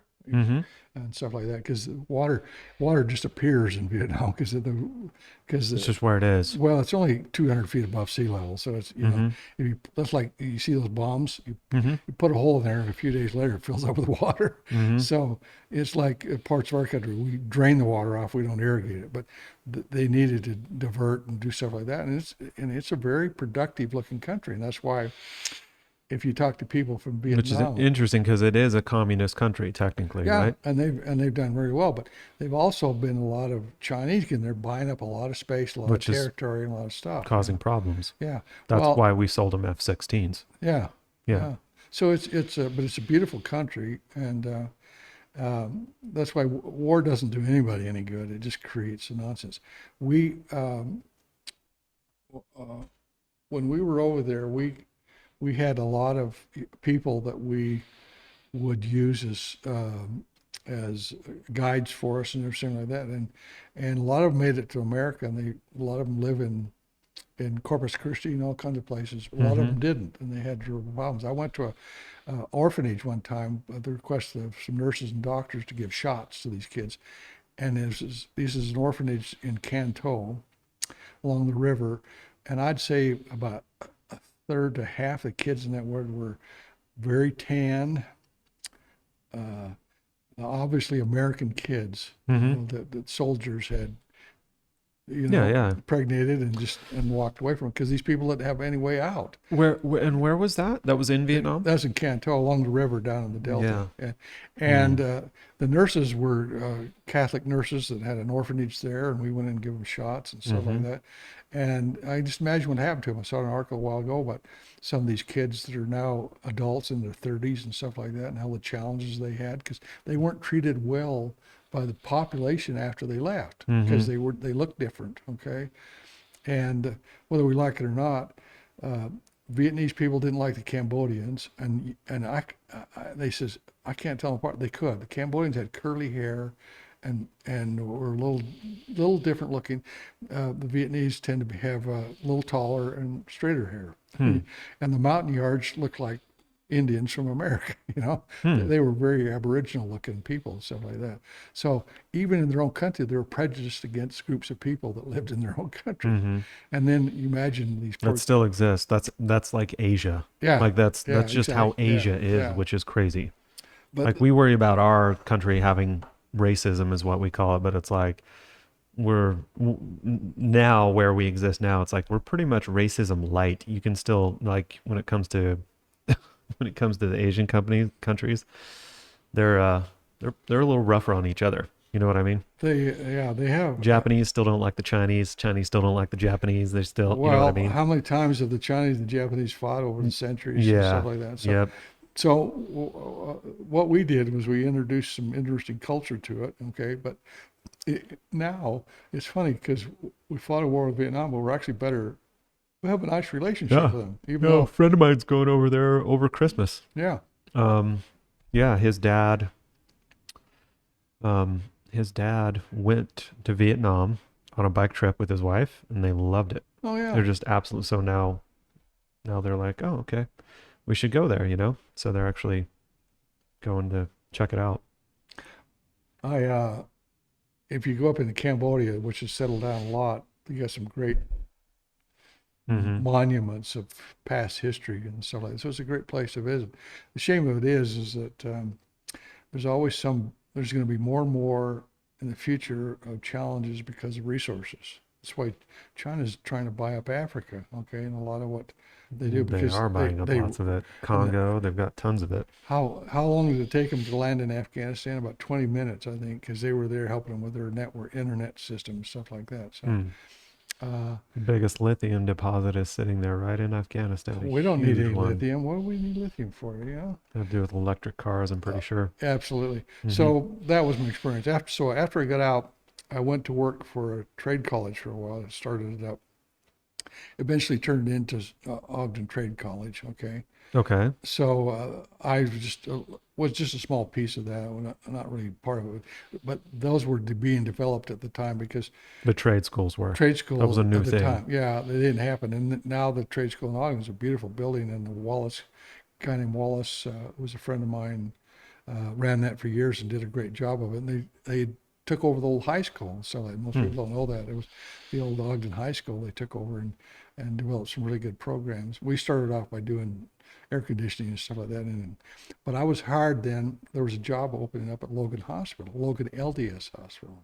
Okay. And I went up there and interviewed for it, and I was hired. So this is in your mid-20s. I was 20.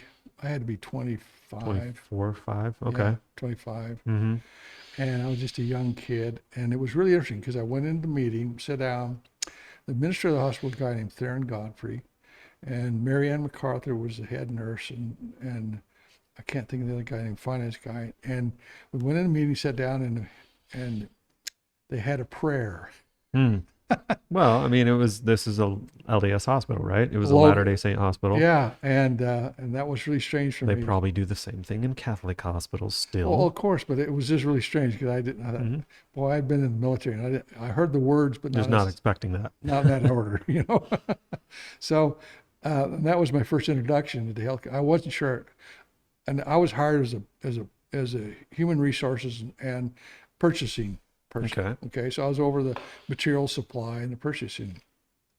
And about 6, 7 months later, he made me assistant administrator. Okay, and give me a whole bunch of other departments. And what degrees did you have for I this? had a bachelor's degree. That's all I had. You did have a bachelor's Yeah, at this time? yeah. Okay. What was it in? In business. Okay. All right. It was That's fine. It was public relations, and it was political science and business Okay. classes. So I'd taken all the accounting and It wasn't like an English degree or no, anything. no. And but I had because of my military experience working in hospitals, I had a unique knowledge of the language and how the hospitals work. Because I when I was at San Antonio, I was a chief operations officer for 2 years, and I had a field hospital, a surgical hospital, an air ambulance unit, a field hospital that I was responsible. And so it translated. So That information So translated. I knew all the people, I knew all the parts, and worked a little bit different in the military because you didn't have medical staff meetings and stuff like that. But it translated. So Theron hired me, and he says, "You work out just fine."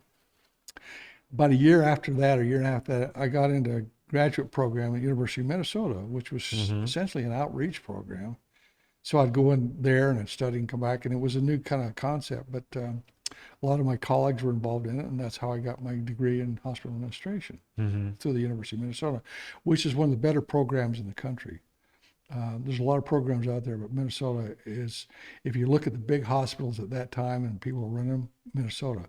My boss, Scott Parker, went to Minnesota, and he was my advisor through the program. So I got to spend a lot of time with him. Very specific, right? It was hospital administration, Hospital administration, right? Very specific. Yeah, and it taught me what I was already doing, and that's why the program worked so well, because you'd write papers. And the reason I did papers so well is because I married a lady that is perfect in English, and I'd write these papers, and she'd make them really look good, because I have the worst run-on sentences on the planet. I have the same problem. Yeah. I have the exact same problem. Well, I inherited that from you, probably. Triss's, English was never something I cared about. I just spoke Yeah. it. And if I was going to school, it would be other stuff I was more interested in. But because of that, and then I got an advanced degree in hospital administration. But then I was asked to go down to Southern Utah and run a hospital. And I thought, I don't want to. Theron, he says the ability to be a administrator, even in the smallest hospital, gives you advantages that others don't have. Okay, so I went down there and started, and they were just rebuilding the Panguitch Hospital, a brand new hospital, and became the administrator of it. And we had 3 doctors that would show up, including Don LePay, who Right. and a couple other Dr. Bezek and stuff like that, and Dr. Reams. And Dr. Reams's dad was the doctor for the black, what was that fighter pilot group in World War II? The black, they flew. Oh, I can't think of his name, but Pappy Boynton. He was the medical doctor for that, and I actually met the guy. So we all got together and we sat in the room, and I said, "Okay, well, how are we going to do this?" And I said, "We each signed ourselves an area, and Stan was over the emergency room, and Reeves did the surgery. We all split up the hospital and put it together into a new hospital because they were in an old building that was built by the church in the 20s. Okay. This would have been like early 70s. Yeah, in the early 70s, 75. So we put that together, and then we built 2 or 3 outreach clinics in Escalante and Tropic and one in Circleville. So they'd go to outreach clinics, and we made the hospital work. And that rural hospitals weren't supposed to work, and we made it work. And we got a Joint Commission credit. Rural hospitals that doesn't happen. So we were unique among the hospitals. It also built my reputation up. Okay. And then Gene and I, a guy named Gene Beck and I got together, and I says, I got an idea. Let's pull all these rural hospitals together in southern Utah, okay, from St. George to Richfield on that, and make it a region, okay. And he was reluctant about it. He said it won't work, and so we did it. He became the vice president of the region. I became the associate vice president of the region. We had those hospitals, and we created a model that built those hospitals. And that's when we bought St. George Hospital. We fixed Cedar City Hospital. We built Delta and Fillmore Hospitals. An idea that I had to build modular hospital. Let me tell you a little bit about that. You go to San Pete County, you go to Delta, you go to Fillmore. There are 3 hospitals. They're all basically the same. They're built in a modular hospital. And what I came up with that idea. Design West was a design company out of Logan, and his name was Tony Wegner, who's the head of it. I went to him and I said, I have an idea. I watched them build a hotel in San Antonio by just putting big squares together. It's on the riverfront. I said, I've never seen that. I said, that was the neatest thing I've ever seen. And he walked in it, and the room was almost completely done. And they just put it together and tied it together. And it's a very sound hospital, 20-story building, okay? I said, why can't we build a hospital that way? So we built 3 hospitals that way out of a factory in Logan, shipped them down there. They're like giant trailers, you know. Yeah. And they could only be so wide, but they were stronger because they had to secure them to move them and stuff like that, put them in place. And they were 25% cheaper because they wouldn't do rural hospitals. IC didn't want to do rural hospitals. But when we did that, we made it accessible, and we made it then, and we recruited people. And so that's why they have these nice little hospitals in these towns. And if you need to expand it, I built it in such a way that you need to expand it, you just order a module and put it in place. So I need the lab needs to be bigger. Just order a modular for the lab, put it in place. It's all designed and ready to go. I built it at a 20-bed hospital and expanded it up to a 120-bed hospital. So it could grow that much because each component grew out. So it was never tied in. So you didn't back something up to something you couldn't do it. You see all these hospitals, they're crazy because I can't grow this way because I have to, where do I put my labs? They don't have room to put the labs, so it's in the basements or something like that. And then after that, then Theron was moved to Salt Lake, and they needed an administrator in Logan, so they asked me if I would be interested. And I went up and interviewed for the hospital in Logan and became the administrator in Logan. I remember that. And that's when, and you were born in Panguitch. I was. I was there. I saw that. I was going to say, what's interesting, you were talking about the modular hospitals, is this building that we're in right now built Connex size MASH units that were military. Really? Yeah. Wow. This building, the reason why the power that we have to operate our laser and our equipment, for not this podcast, for the other business that we run out of here. That power that we tapped into, that was just sitting there doing nothing. The reason why they had so much power there, up several units that we piped down here, was for building those units. That's actually what they did in this building. Wow. So they were Connex size. They had to be a Connex size MASH unit that would like fold out, and then voila, there's your pop-up hospital for military purposes. Yeah. So pretty interesting. It was called, we had it at the field hospital. It looked like a little square box, and you'd roll it out and you'd have it up and running. They used to even practice them. Yep. Stuff like that. That's what they built here. I think 70s and 80s. Yeah. Wow. Because that's what we used in San Antonio. When, and we used to, they were assigned to like the 101st Airborne, those STRAC units. So they have a hospital follow them. Okay. So they could be up and running pretty quick. Stuff like that. That was really interesting. Okay, so Logan, you became a hospital administrator, and then that was a brand new hospital. That was a brand new hospital. There had just built, and then they moved to Salt Lake, and so I was lucky to get that one. Again, most people didn't like it because most administrators want big hospitals, but it was a beautiful hospital, and it was. I was only like a kid, but it seemed pretty big to me.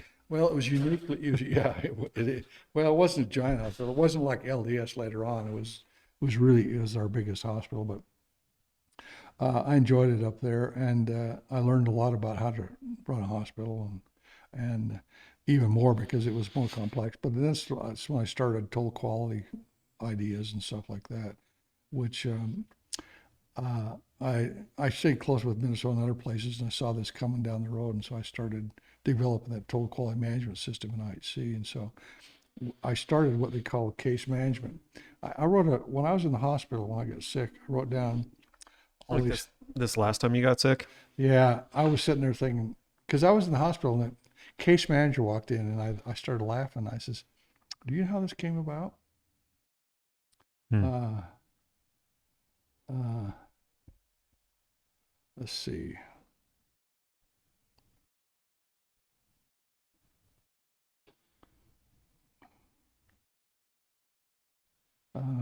I'll have to find it sometime. But they didn't know anything about how the case management had started in IC. I said, "Well, let me tell you the story how it started." And because you remember Leland Danes, you know Leland. Sure. Leland was an ER nurse, and I asked her if she could help start this program. Case management is when you bring together the nurse, the doctor, social services together to talk about the patient, both before as they come in and after they leave. So it's a more of a continuum, so you can take care of people. They were encouraging people not to stay in the hospital very long, and it doesn't help them to stay long if they don't need to be there. Right. And the case management is a way to help follow them. And then we created home health programs that help follow them at home, so they can get taken care of. Person comes in and says, "Well, who's taking care of when you get home?" "Well, my wife's there, but she's 75 and she can't walk." That ain't going to work very well. But if you get a home health person come in and help them out. So we did what they call case management. And we started that, and eventually it's become a standard in healthcare and a standard in IHC, which is really cool. I also started home health programs in IHC. There was one in McKD, but they never did anything with it. I got a grant, Robert Wood Johnson grant. I wrote the help of Marta Clark, and we wrote this grant, and Robert Wood Johnson grant got money funded, and we started home health agencies all through the rural hospitals. And the reason I did this, I found out down in Orderville or down in Tropic, there were nurses that lived there that worked at the hospital that were actually taking care of people in their community. Okay, it was 20 miles from the hospital. Yeah. But they'd come in and borrow stuff from the hospital or steal it. So I got it certified, and so that they could get paid and they could take better care and they get better equipment and stuff like that. So home health became a really interesting way for a lot of people that don't have to be in the hospital but can be at home and still be taken care of. So that became a standard. Now it's a big program. It's the way everybody should do it, and they do it. So it was when I was in the hospital, it was kind of fun to listen to the fact that the lady came in and says, so she started asking me all these questions about this stuff, and I just started laughing because I thought it was really funny. Because I also told them a story about when I was in the hospital about when we built IMC. I said, "Do you know where the chimney is?" Nobody knows where that smokestack disappeared to. Oh, that big one. Yeah. Yeah. I says, "I got a secret," and I said, "I know where that is." He said, "No, you don't." I said, The one they knocked it down, right? "Yeah, they knocked it down, and they were going to haul it away to the West Desert, and they ended up putting it in the road system in front of the hospital, encapsulated because didn't have nuclear stuff. It was just carcinogenic. Yeah, it's just carbon So mostly. it became the road base for the road in front of the IMC hospital. Oh, the new big one. Yeah. The new giant. Yeah, isn't that funny? Well, recycling. Nobody knew where that came from. It was really funny. So my time during my work at IC, I did modular rural hospitals. Started the total quality management program, became a big thing. I did the measurement standards for IC. I wrote the measurement standards, which in finance includes as a measurement standard for quality. If you don't have the finances, it doesn't support the rest. And this came about from a lot of stuff from Minnesota too. I did the rural outreach integration, and I taught it all over the country. And I've got a bunch of articles written about it. I started community relations committees in IC. IC had a terrible reputation with its communities, and I started one in Logan.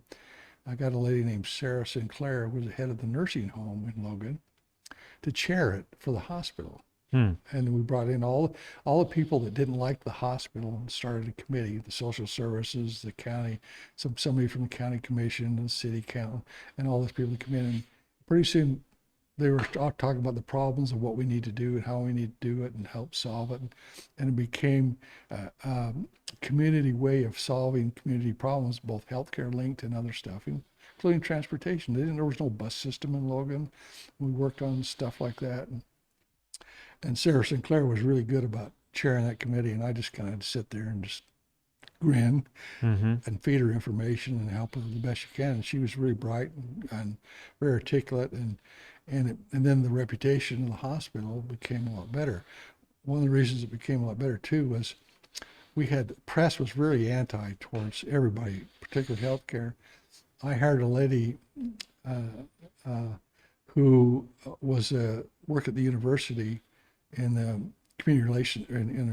They wrote the little hospital paper for this university. I hired her at the hospital to write us a newsletter, and not put it. I didn't put it in the Herald Journal. I put it in the university newspaper because it went further. It had a bigger distribution. And so I had an insert in, and we could tell our story.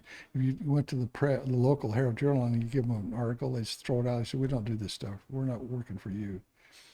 And they come in and create bullshit stories. That one lady came in one time, wanted to write about the cost of health care, and she said, "What's the cost of aspirin?" And I showed her all the hospitals, told her how it worked, and you have to keep track of everything. And I went in the pharmacy and I said, "So what do we charge for aspirin?" She said, "We don't charge anything for aspirin." When she wrote the story, she quoted a Florida hospital that charges $10 for aspirin and made it think it was our hospital. That was what caused me to say, "Okay, I'm done with these people. I'm not going to do that anymore." So I helped. Difference between a for-profit and nonprofit. Well, I mean, that's a for-profit gets their money from stock, okay? Right. And they pay taxes. Not-for-profit gets their money through bonds through the county, okay? And they don't pay taxes, but they do charity care, okay? And if you ask a for-profit hospital what charity care is, they'll tell you it's what they write off for Medicare. That's just a normal for nonprofit hospitals. We don't pay attention to that. Charity care is what we write off extra for that, and it's millions of dollars a year. I mean, LDS was over $1 million a year for that. Plus, we do charity care clinics. If you ever talk to a for-profit administrator and they say they do this, ask them where their charity care clinic is, and there isn't one. They don't have them.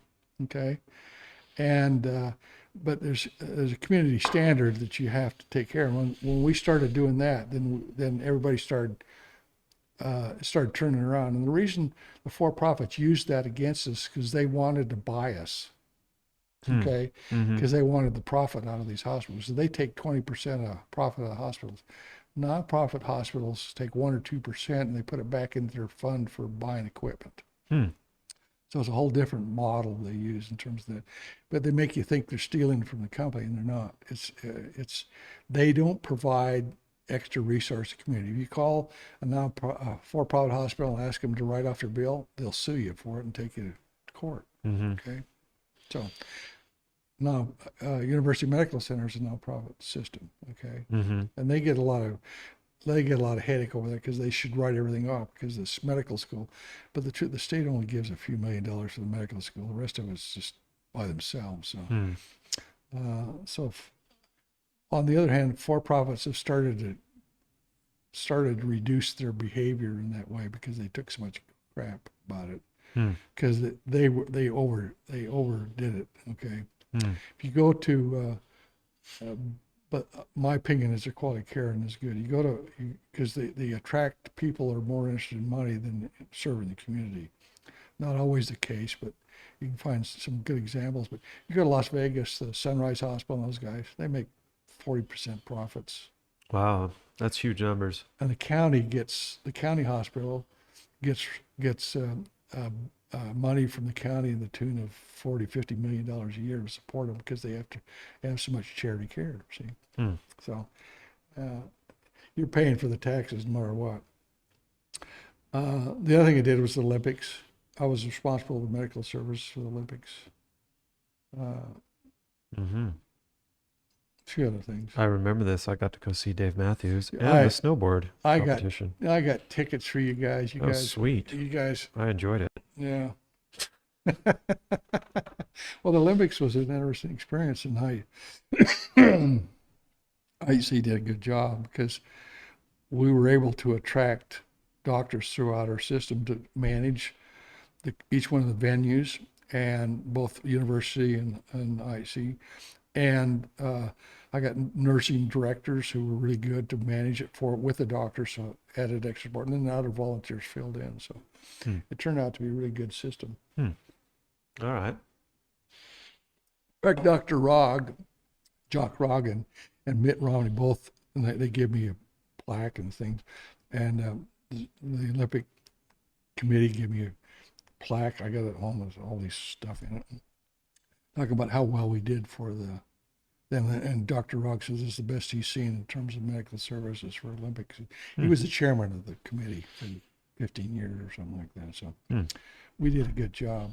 But and all these doctors that did it, they did it for 2 or 3 years. They volunteered their time. So, and they at first they whined a lot, and then afterwards they were hugging me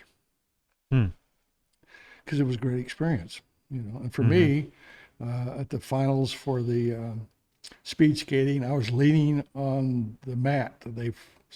I wasn't in the stands. I was leaning on the mat when they would out the circle, and I got to meet all these kids, Pig Blue Street and all these people that were, I got, in fact, I got a thing sitting in my hallway signed by the speed skating team. I don't know where to hang it. I don't know where to hang it. It's just sitting there. It's going to get damaged. So you need to take it and hang it. What do you do with those relics? Yeah, I don't know. So 20 years old.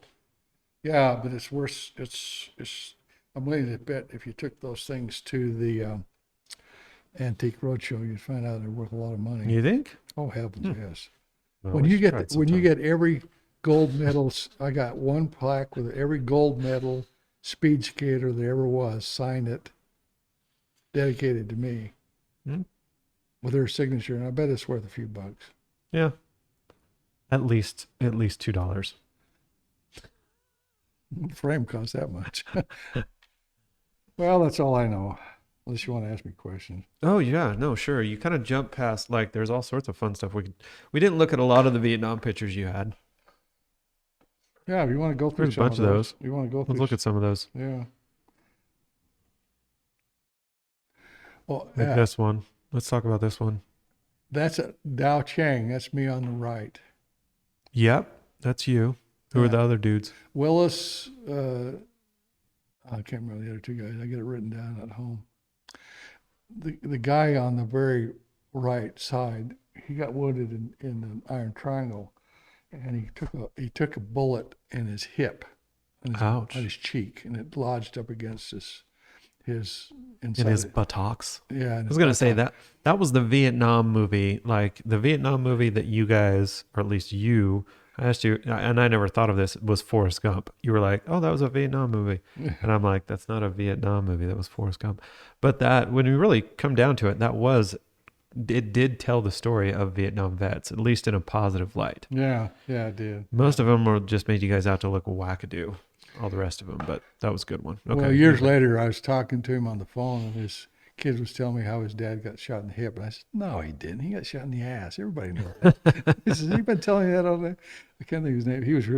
He was a medic, and Simmons, I think the other kid, was a crew chief. And that's your crew. You have a pilot, aircraft commander, a crew chief, and a medic. Yeah, you were aircraft commander pretty much, right? Yeah, I made it pretty quick, partially because I had a lot of flight experience, and two, I was also kind of second in command, so I made it easier for them to do. And it was more about judgment than anything else. It was having good common sense. What else do we got, Will? Let's look at some more. Now, you guys were the originals. The reason why you guys were the originals was because you were the original Dust Off, right? That came, yeah. That's how it worked. Yeah. 57th was the original Dust Off. Yeah. And that's the ship setting in first up, and you can tell it's in first up because there's revetment and by the tower in the background, and that's my ship because it's got white skids on it. You know. I was Googling one time, Will, and I randomly found a picture that he didn't take, but I randomly found a picture of him on a I couldn't find it. I went back and looked for it, but it was you on a roadway. Yeah, I've You got landed that. on it, and I was Actually, like, I got that picture. "Did I Yeah. send it to you? Maybe I sent Yeah. it to you." In fact, I think Will's got it. You keep going. It kind of tripped me out because I'm like, "That's not a picture you took, but that was a picture of you." Yeah, I've had guys come up and give me pictures once. Oh yeah, right there. Yeah, Yep. you can tell it's me sitting Yep. there. I was like, "Hey, wait, that's." In fact, I can tell you where that is. That's south of Kamau, and we're east on the road. I'm waiting for them to bring a person down the road because it was fighting down there. And they didn't want me to go any further because it was too dangerous for them to load. So we were waiting there. And you see in the background they're bringing some guys up. Yeah. Huh. Yeah, it was pretty cool when I saw that photo. What else do we got, Will? There's more in there. Oh, is that like a? What is that? That is when you know you got an action going on. That is the front Is that part. napalm? The front part is napalm. The back part is white phosphorus. You see the white phosphorus Yeah. burning. Yeah, and they're That would hurt people. White phosphorus is really nasty. yeah, it doesn't stop burning. Yeah, It just hits your skin and goes right through you. Yeah, and that's some battle I was going to. Wow. That's a rough one. Pretty gnarly. Okay, what else do we got?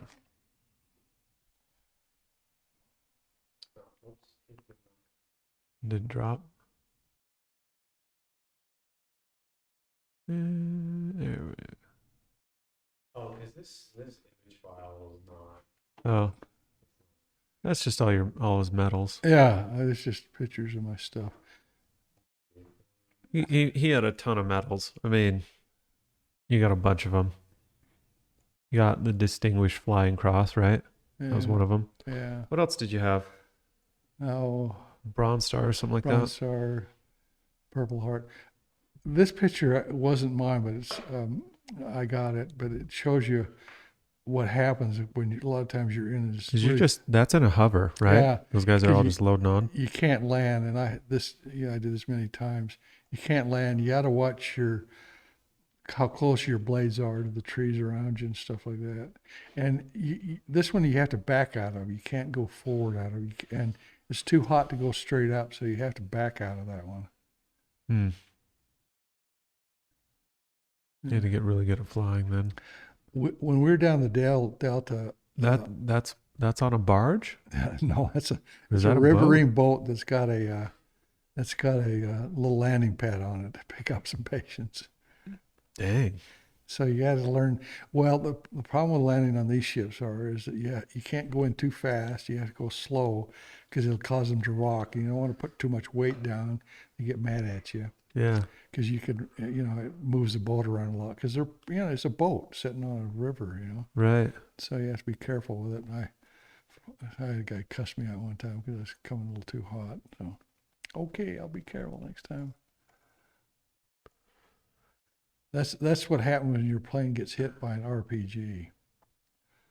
Okay, that's not your ship, No, right? But it's one of my you unit. can see that's a medic. Yeah, it's our unit because you can tell by the cross that was our unit, and tears the ship up. He didn't hit any fuel cells and stuff. Luckily. Yeah, well, he was able to land apparently. He was closer to it. He was close to it, but it was quite a hit. Woo. Yeah, that's nasty. Did you ever deal with that? Yeah, there's what it looks like when you're up top pulling a patient in. That's on a hoist rescue. Yeah, and they bring him up, and that hoist will swing back in. He's got a hold of his left hand. He's got the power button on it. You also have it on your stick too. If you need to run it, he gets hurt. I also had a thing on my stick if I had to cut it too, which we never did. But I never rode one of those. But that week, this is this is what I'm looking at when I'm flying. very center thing, that round ball, the white thing, that's your artificial horizon. Mm-hmm. The nav instruments, engine instruments on the left. They measure, Everything there is mechanical input, which is pretty amazing. on the very left, there's vertical, or right is vertical indicator. On the very left, there's a torque meter and stuff. They measure pressure, power by your torque meter. If you look at you look at the one that says RPM, that says 200 on it. You see that one left of the artificial horizon. That's your rotor. There's two dials there. You can't see them, but there's your rotor and your engine, and they have to sync up. So, and you notice that 200 is about as fast as you can go in those things. You don't want to push them any further. Well, that's 200 knots. Yeah, you want to cruise. You cruise mostly about 150 knots most of the time, which is going pretty fast. That is pretty fast. I mean, that's more than 150 miles an hour. Yeah. I mean, it is. Here's another picture Cut through a friend air. sent me that was our unit, and I remember that. That's down picking a patient up for the 82nd Airborne south of us. And you can see they're in more open areas and stuff like that. This is north of a place called Kuchi. And you see the original, so you know it's my ship. And the guy that took it knew the Rebel 5152, and he says, "I got a picture of you." And he goes, "Huh?" Because he was there too. So.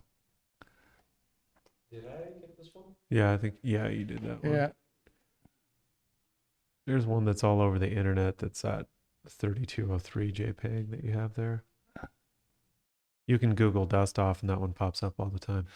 Yeah, this one is an icon because it was used by the lady who wrote a book for the 57th out of Saudi Arabia, or wherever they're fighting over there in the Middle East.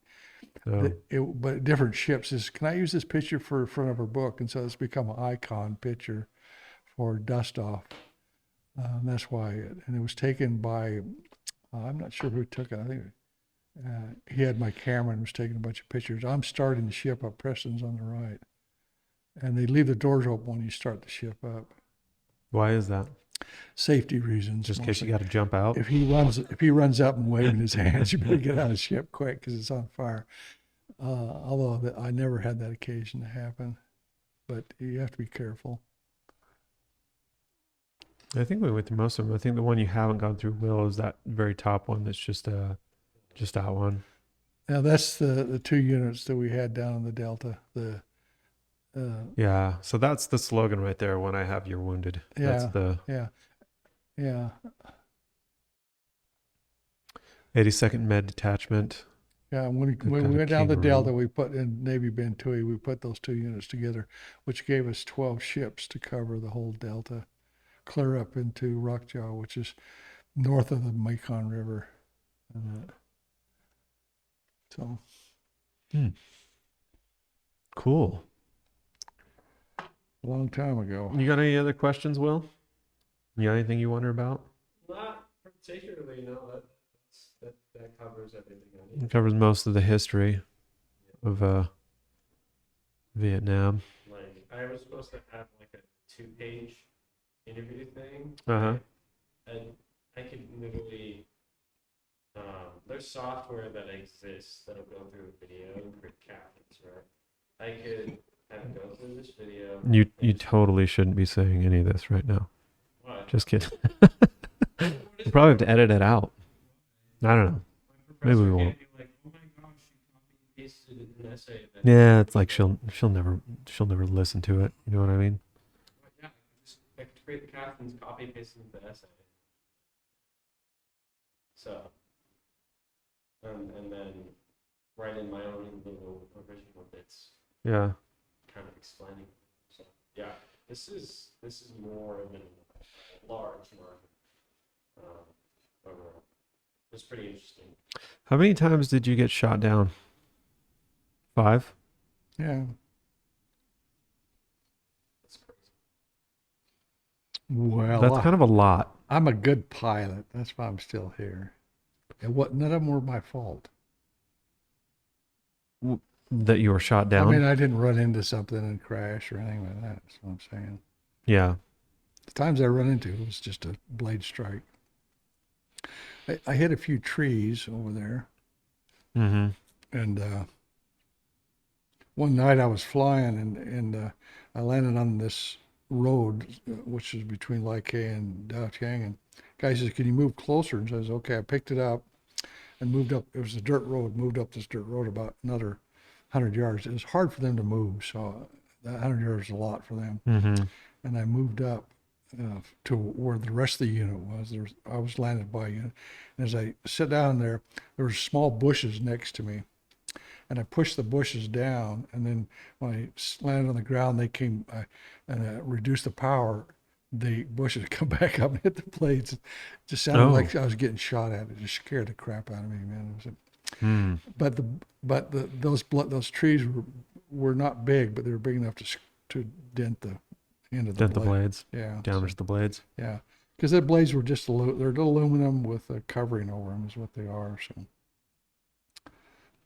they're strong. Yeah, you kind of need those. The front part of it is an aluminum spar, and then the aluminum goes back over. But in between it is a honeycomb of.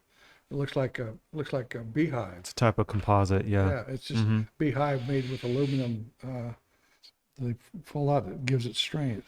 So the leading part that you're saying is made out of aluminum is probably a protector. Yeah, it's a spar. It's a protector to it gives protect it the rest of the blade. I watched them show a movie at one time of that. They attach a camera to the blade, and those blades just they're just like a wave. They ripple. They move around a lot. I think they've stiffened them up since then, but they used to move around a lot more than I thought they did. It's kind of scary.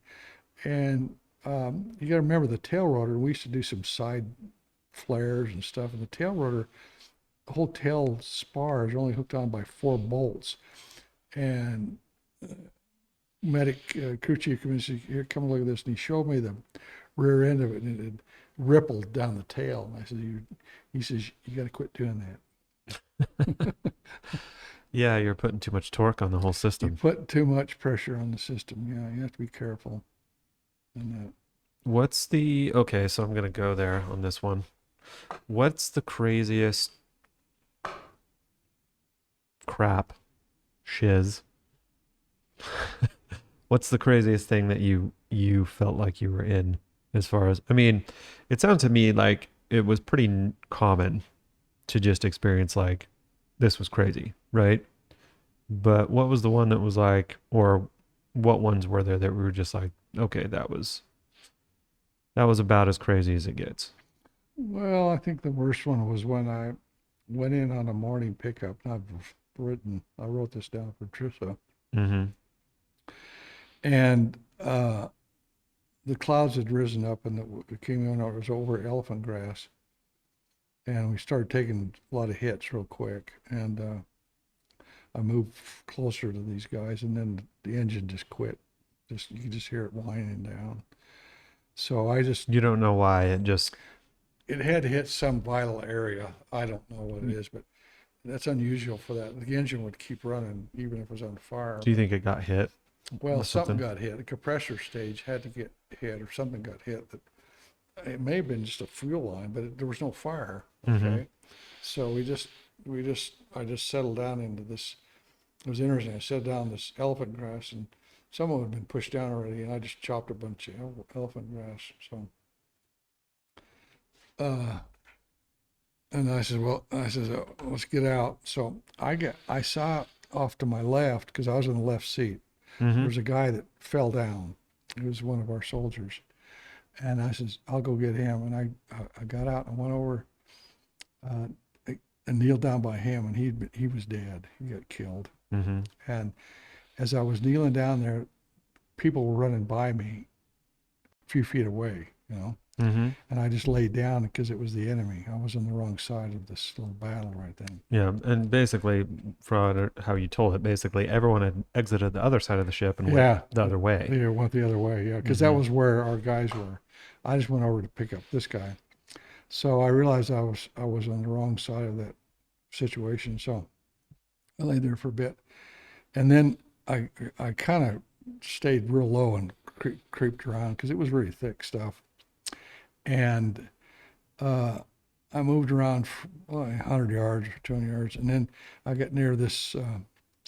It was the edge of a berm that they use for the rice field, and I was kind of laying behind that, and I watched our guys getting picked up and flying away, and I thought, oh shit, because they thought they later on they told me they thought I'd been killed because they saw me laying over there. They thought I was dead. But they didn't come and get me. They knew it was bad because there was a lot of fighting going on. So, and I got really nervous about what to do because it had been half the day down then. So I started moving back further south, trying to get closer to the ocean and down further. It was thicker. And I know they spotted me because I could hear them hollering.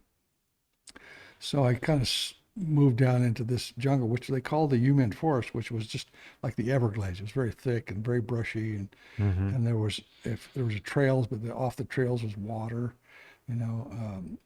How far are you traveling in this thing? Oh, I'm not going more than a half mile or so. Okay. Because you can't go through this unless you're on a trail, and if you stay too long on the trail, you're gonna run. It's just really thick. Yeah. So you don't have a machete or anything. You're just trudging through thick stuff. What's interesting about it is now you look at that area, it's just all pretty.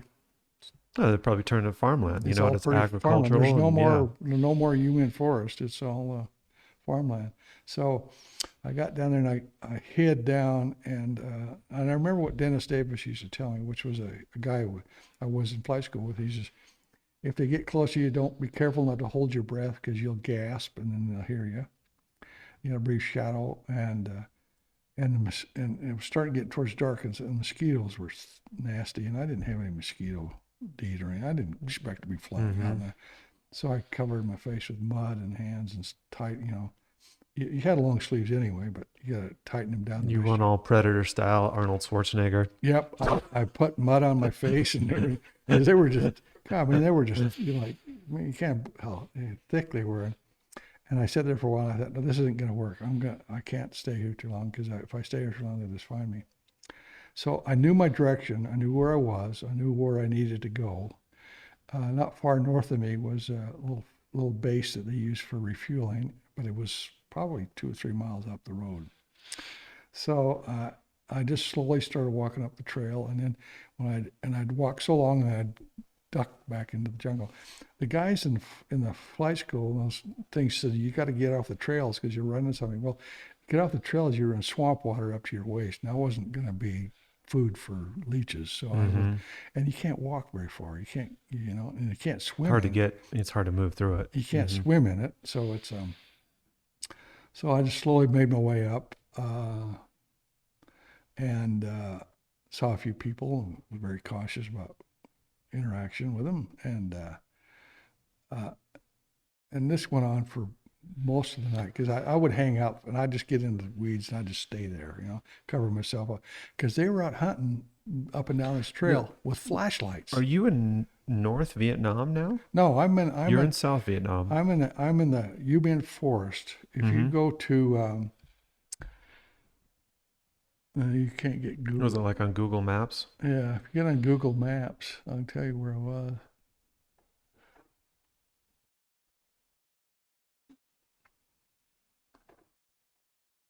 So, oh, cool. So just go into see where you're way down. See where Canto is. Just keep zeroing in. Yeah. Huh. Okay, go further south. South. Yeah.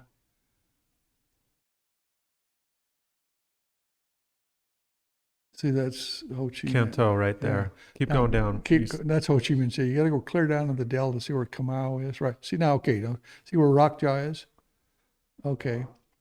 Now, if you go west to Rockjaw, see where that green patches are south of Rockjaw?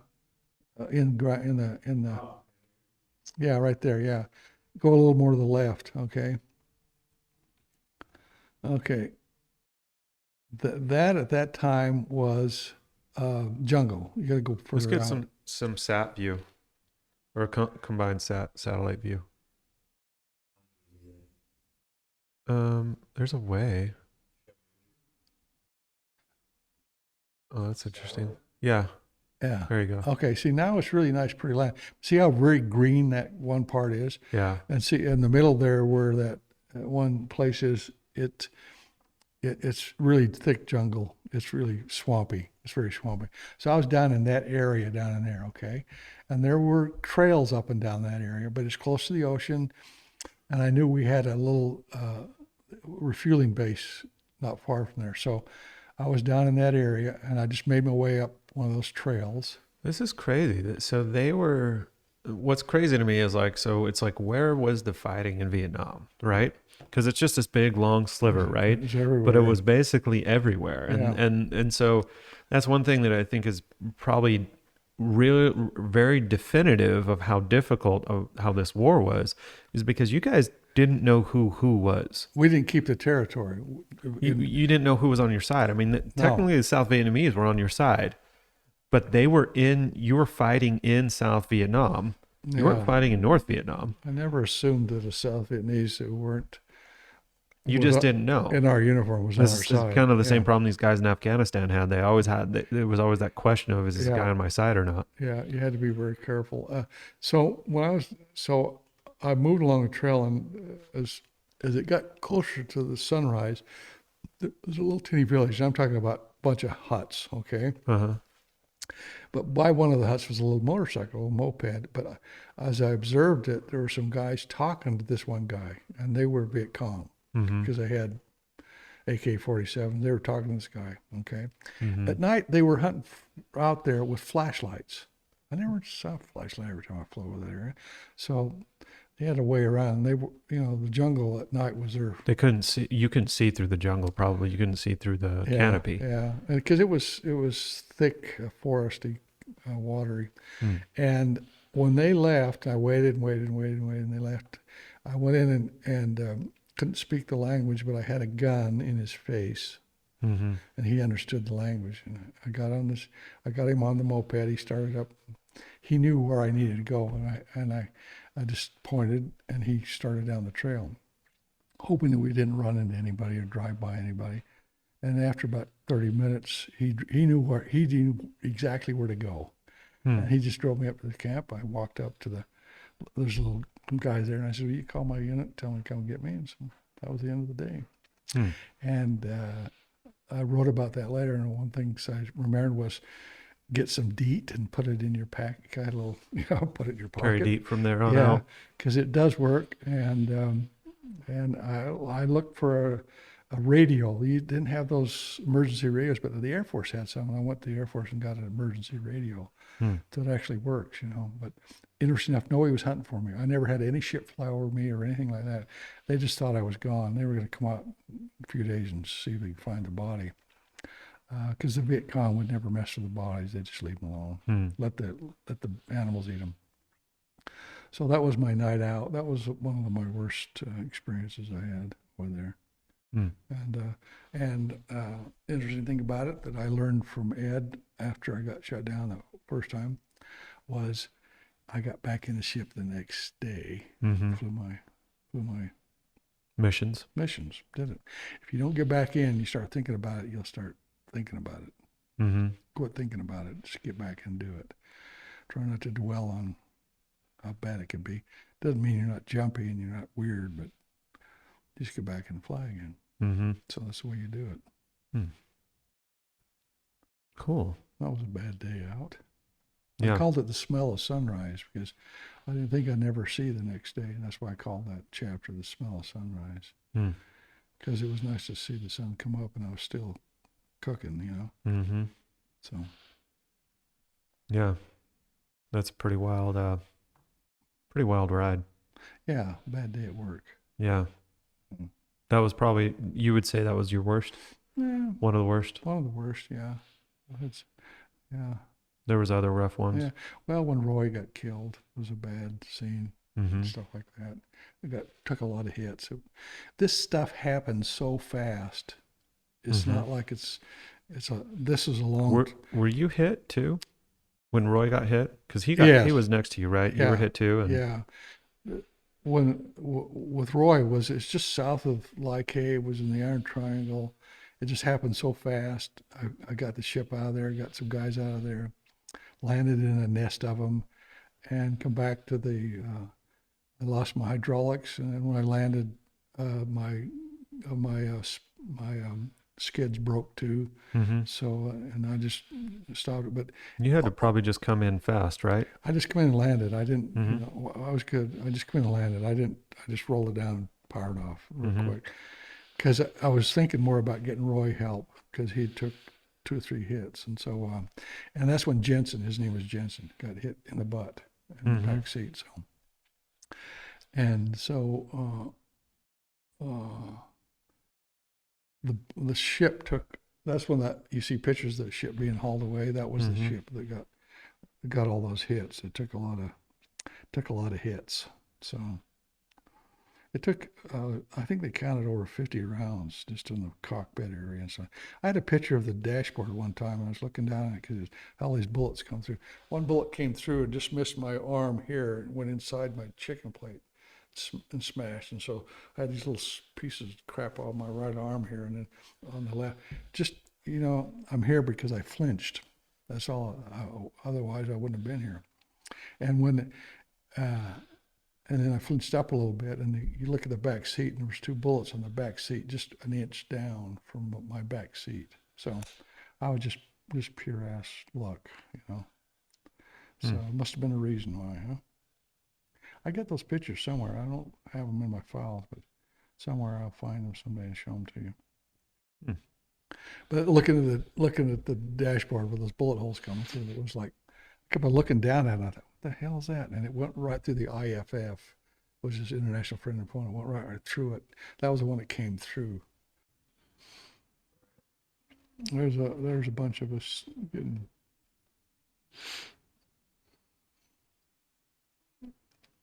That was a couple days later. They come up and.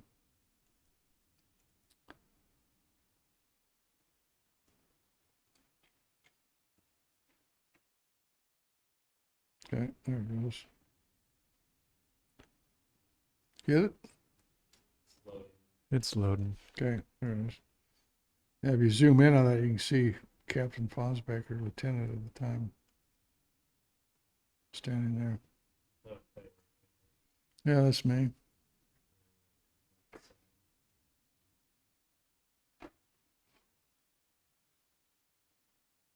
Nice. You guys have a little basketball hoop. Yeah, of course. Is that regulation height? You can't tell. I think it looks like it's a little cheater height. It's like a 9-footer right there. You guys wanted to feel like you were taller than you really I were. don't know. And those trees behind you. Those are Those are the. You can tell, but those are. rubber trees. If you scratch them and they'll bleed out, and you can go a few days later and pull it, and it's just like an elastic. Hmm. It's kind of interesting. Yeah, there's a lot of white dudes in that unit. There's mostly white dudes. You got 2 black guys though. Yeah, Davis is one of the guys in the front row. That's one of the guys that flew with me. Which one? Guy on the very right. You see him coming over, yeah. The black dude on the very right? Yeah, yeah. That was Davis. Was he what was he? Flight nurse? He was a medic. He was a medic. Yeah. Interesting. That's a detachment. It's not very many people. Well, should we call it quits? Yeah, I think let's call it good. Maybe we'll do another one sometime.